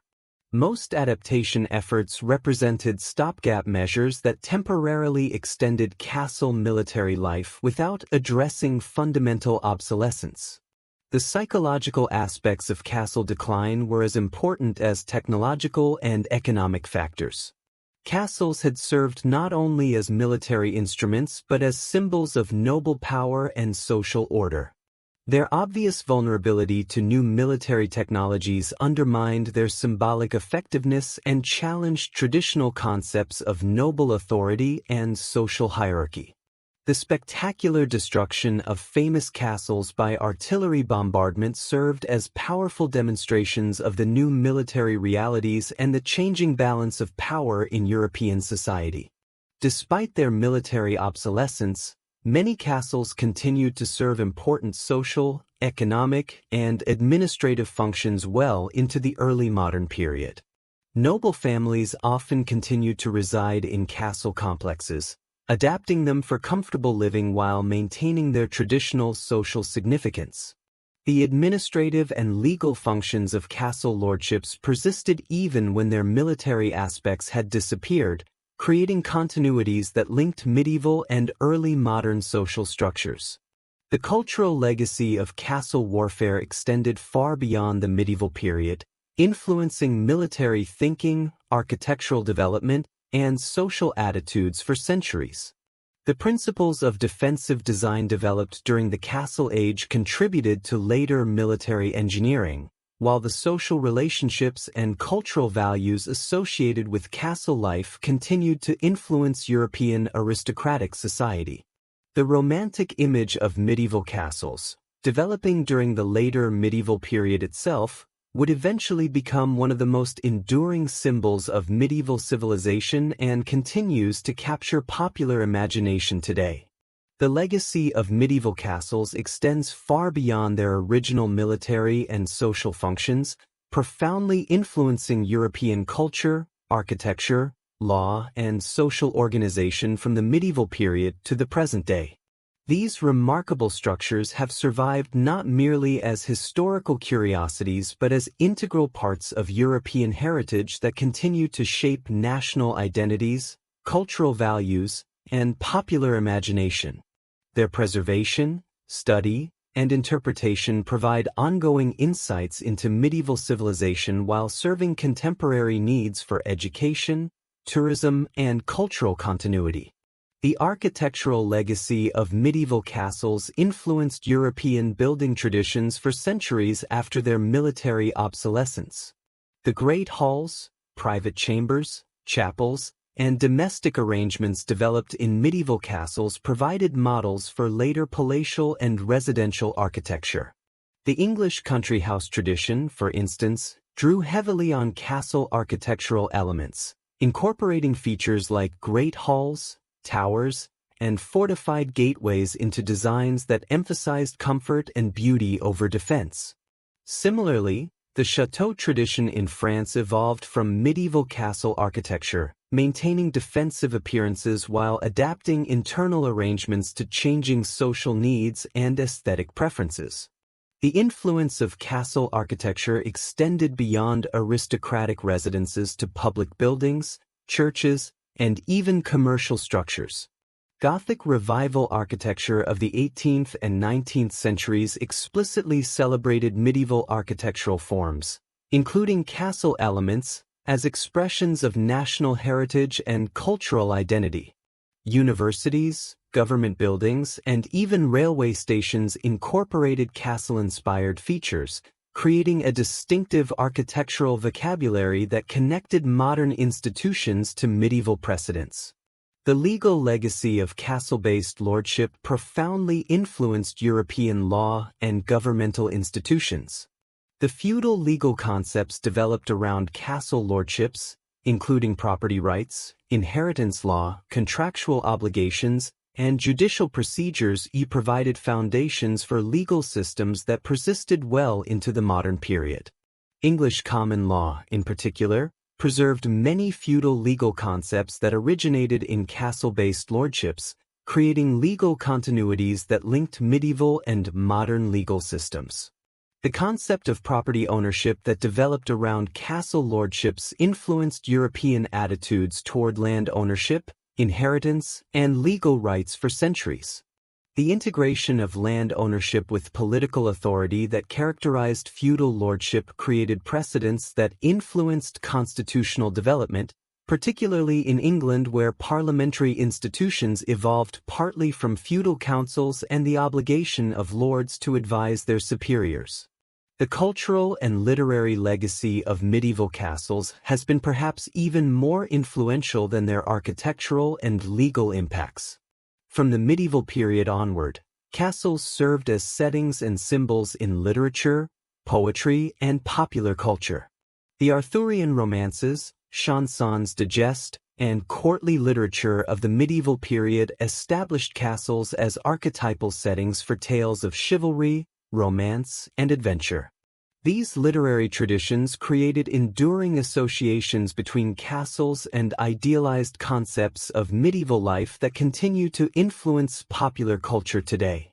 The Romantic movement of the 18th and 19th centuries rediscovered medieval castles as symbols of a supposedly more authentic and heroic past, contrasting the perceived simplicity and honor of medieval life with the complexity and corruption of modern society.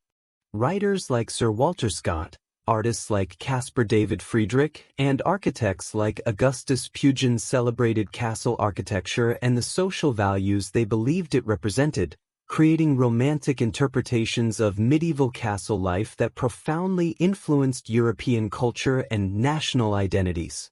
The preservation of medieval castles began as early as the Renaissance period, when some owners recognized the historical and cultural value of their ancient fortifications.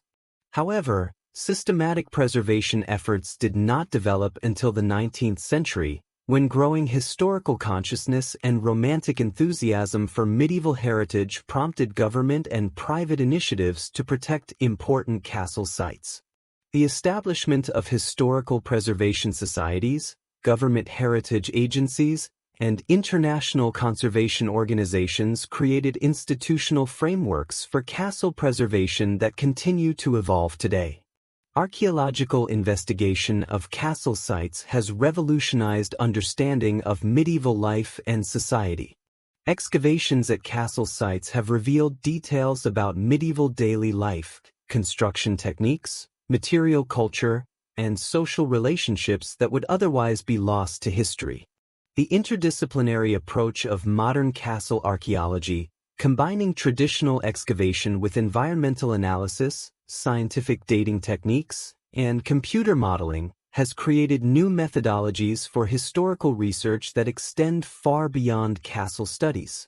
The development of experimental archaeology, including attempts to reconstruct medieval building techniques and test historical hypotheses through practical experimentation, has provided new insights into medieval technology and craftsmanship.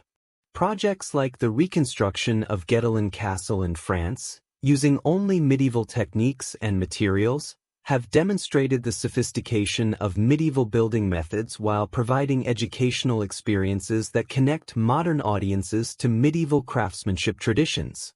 The tourism industry that has developed around medieval castles represents one of their most significant modern economic impacts.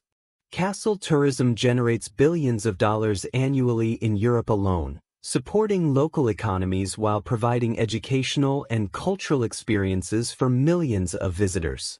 The interpretation of castle sites for tourism has required careful balancing of historical accuracy, educational value, and popular appeal, creating new forms of historical presentation that make medieval history accessible to broad audiences. The challenges of castle preservation in the modern world are complex and ongoing. The enormous costs of maintaining ancient stone structures, combined with environmental pressures, tourism impacts, and changing social needs, require constant attention and substantial financial resources. Climate change poses new threats to castle preservation as extreme weather events, changing precipitation patterns, and temperature fluctuations accelerate deterioration of ancient masonry and wooden elements. Digital technology has opened new possibilities for castle preservation and interpretation. Three-dimensional scanning and modeling techniques allow precise documentation of castle structures while creating virtual reconstructions that can show how castles appeared at different historical periods.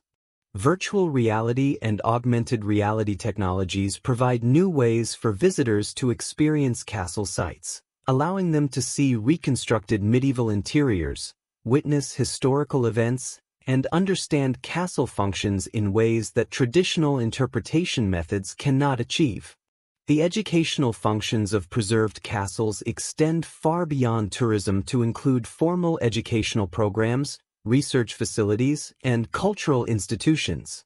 Many castles house museums, libraries, and research centers that support scholarly work while providing educational resources for students and the general public. Educational programs at castle sites often include living history demonstrations, craft workshops, and immersive experiences that help participants understand medieval life and technology. International cooperation in castle preservation has become increasingly important as preservationists recognize that castle heritage transcends national boundaries. Organizations like UNESCO, the Council of Europe, and various international preservation societies coordinate efforts to protect castle sites, share preservation techniques, and promote understanding of castle heritage as part of shared European cultural identity. These international efforts have been particularly important for castle sites in regions affected by war, economic instability, or political conflict. The interpretation of castle heritage for modern audiences requires careful consideration of historical accuracy, cultural sensitivity, and contemporary values. Modern interpretations must acknowledge the complexity of medieval society, including the harsh realities of feudal life, while helping visitors understand the historical context that created and sustained castle civilization. This interpretive work often challenges popular misconceptions about medieval life while highlighting the genuine achievements and innovations of castle-based society. The influence of medieval castles on modern military thinking and defense planning, while less obvious than their cultural impacts, has been significant in certain contexts. The principles of defensive design, the integration of passive and active defenses, and the importance of controlling key terrain features all have their origins in medieval castle strategy.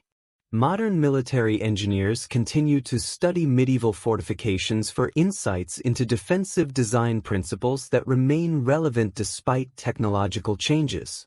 The symbolic power of castles continues to influence modern politics and national identity construction. Castles appear on national symbols, currency, and official emblems, serving as representations of national heritage and cultural continuity. Political movements have often appropriated castle imagery to support claims about national character, historical legitimacy, or cultural superiority, demonstrating the continuing emotional and symbolic power of these medieval structures. The conservation techniques developed for castle preservation have influenced broader heritage conservation practice, contributing to advances in stone conservation, structural stabilization, and heritage management. The challenges of preserving large, complex historical structures in outdoor environments have prompted innovations in conservation science that benefit preservation efforts for many types of historical buildings and monuments. The study of castle construction techniques has contributed to understanding of medieval technology, labor organization, and economic systems.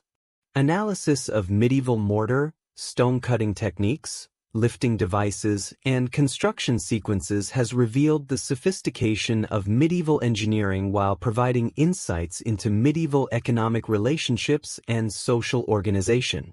This technical knowledge has applications in modern construction and engineering, particularly in restoration work and sustainable building practices. The social legacy of castle culture continues to influence concepts of hospitality, social hierarchy, and cultural refinement.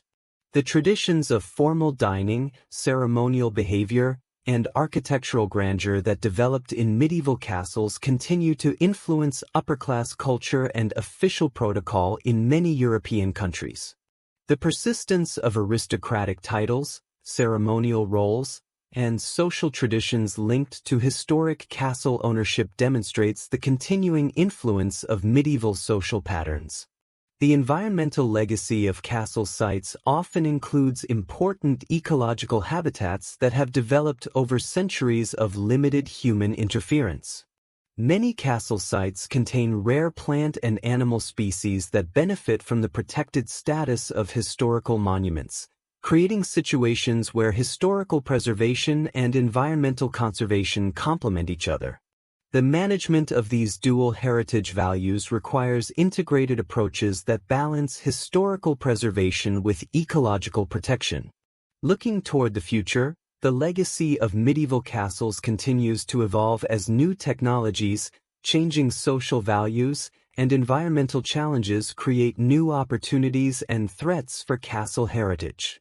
Climate change adaptation strategies must be developed to protect castle sites from new environmental pressures, while digital technologies offer new possibilities for documentation, interpretation, and virtual preservation.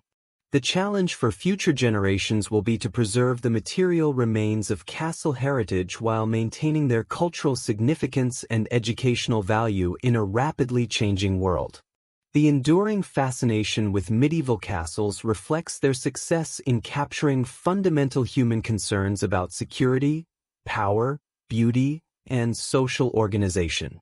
As symbols of human achievement in architecture, engineering, and social organization, medieval castles continue to inspire and educate while serving as bridges between past and present that help modern people understand their cultural heritage and historical development. Their preservation and interpretation will remain important tasks for future generations seeking to maintain connections to the remarkable achievements of medieval civilization. The history of medieval castles represents one of the most fascinating and significant chapters in European civilization, encompassing not merely the evolution of military architecture but the development of social institutions, political structures, and cultural traditions that shaped medieval society for centuries. From their humble origins as wooden fortifications built by local strongmen in the chaotic 9th and 10th centuries, castles evolved into sophisticated stone complexes that represented the pinnacle of medieval engineering, artistry, and social organization. The story of medieval castles is ultimately the story of medieval society itself. The rise of castles paralleled the development of feudalism, the fragmentation of political authority, and the militarization of European nobility.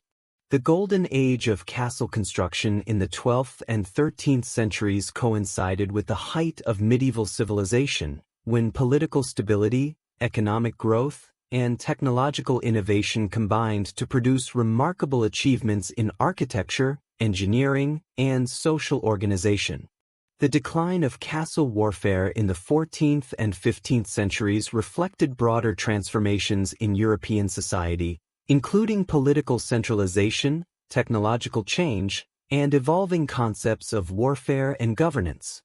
Throughout this long evolution, castles served multiple functions that extended far beyond their obvious military purposes.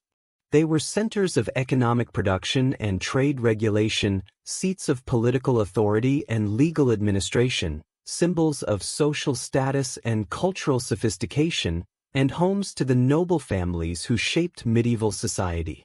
The great halls of medieval castles witnessed the development of courtly culture, chivalric ideals, and many of the literary and artistic traditions that we associate with medieval civilization.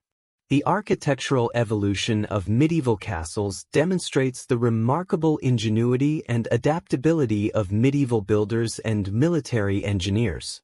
The progression from simple motte-and-bailey structures to massive concentric fortifications represents one of the most dynamic and innovative building traditions in European history. Medieval castle builders developed solutions to complex engineering challenges, created defensive systems that remained effective for centuries, and produced structures that combined military functionality with residential comfort and architectural beauty. The regional variations in castle development across Europe reveal the diversity and complexity of medieval civilization. While sharing common functions and many design elements, European castles developed distinctive characteristics that reflected local conditions, cultural traditions, and available resources.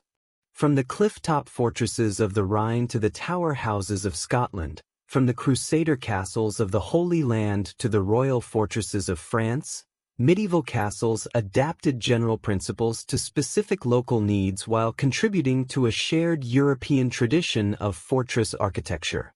The social and cultural life within castle walls provides invaluable insights into medieval society, revealing the complex hierarchies, relationships, and daily experiences that characterized medieval life. Castle communities included not only noble families and their military retainers but also large numbers of servants, craftsmen, administrators, and others whose labor and skills made castle life possible. The domestic arrangements, social customs, and cultural activities of castle communities reflect broader patterns of medieval social organization while demonstrating the particular characteristics of aristocratic life. The economic and political functions of castles were fundamental to their success and longevity. Castle-based lordships created the institutional frameworks that held medieval society together, providing systems of government, law, and economic organization that served European civilization for centuries. The integration of military, economic, and political functions within castle-centered lordships created remarkably effective institutions that adapted to changing conditions while maintaining essential continuities. The decline of castle warfare represents one of the most significant military and social transformations in European history. The introduction of gunpowder weapons, the rise of professional armies, and the centralization of political authority combined to make castle-based military strategies increasingly obsolete. However, the social, cultural, and economic functions of castles persisted well beyond their military usefulness, creating continuities that linked medieval and early modern European society.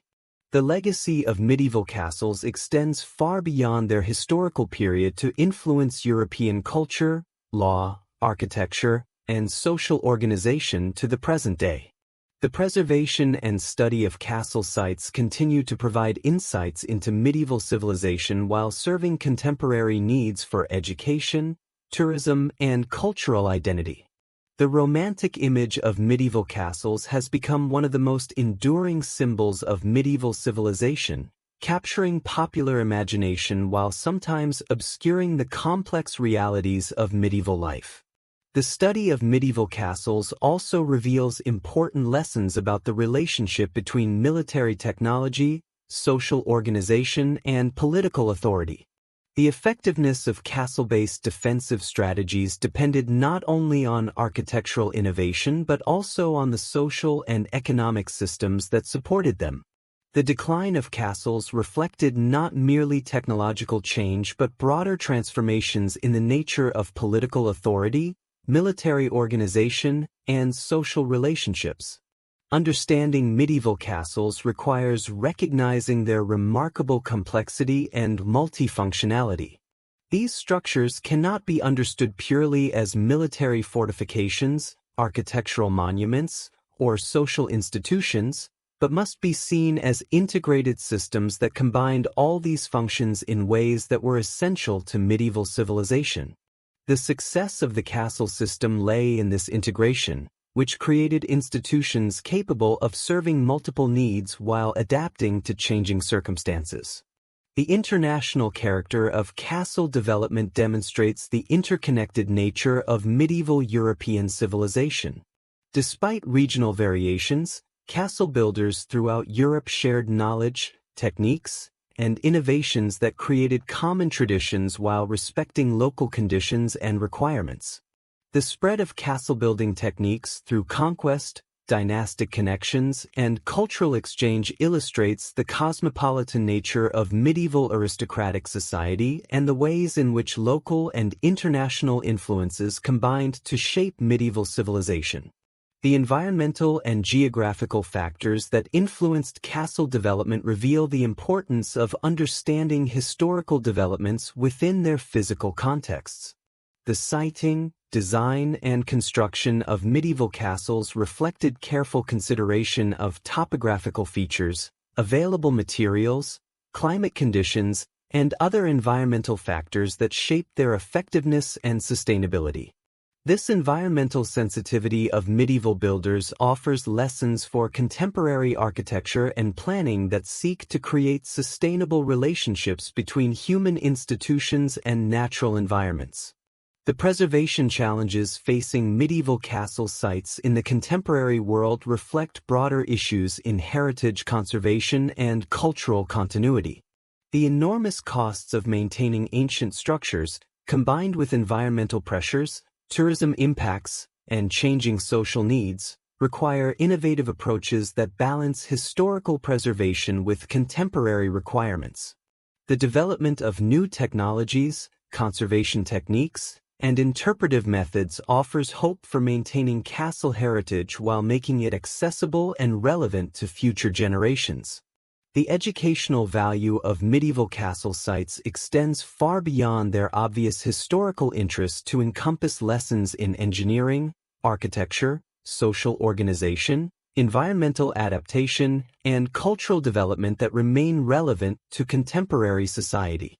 The study of how medieval societies created and maintained these complex institutions provides insights into human organizational capabilities, technological innovation, and cultural adaptation that can inform contemporary challenges in many fields. Medieval castles ultimately represent one of humanity's most remarkable achievements in creating integrated institutions that successfully combined military, social, economic, and cultural functions over extended periods.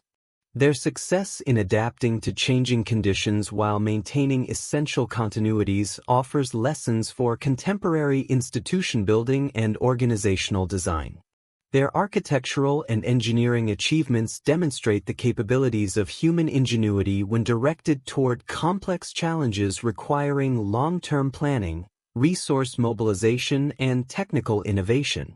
The story of medieval castles is thus not merely a chapter in military or architectural history but a window into the broader achievements and challenges of medieval civilization.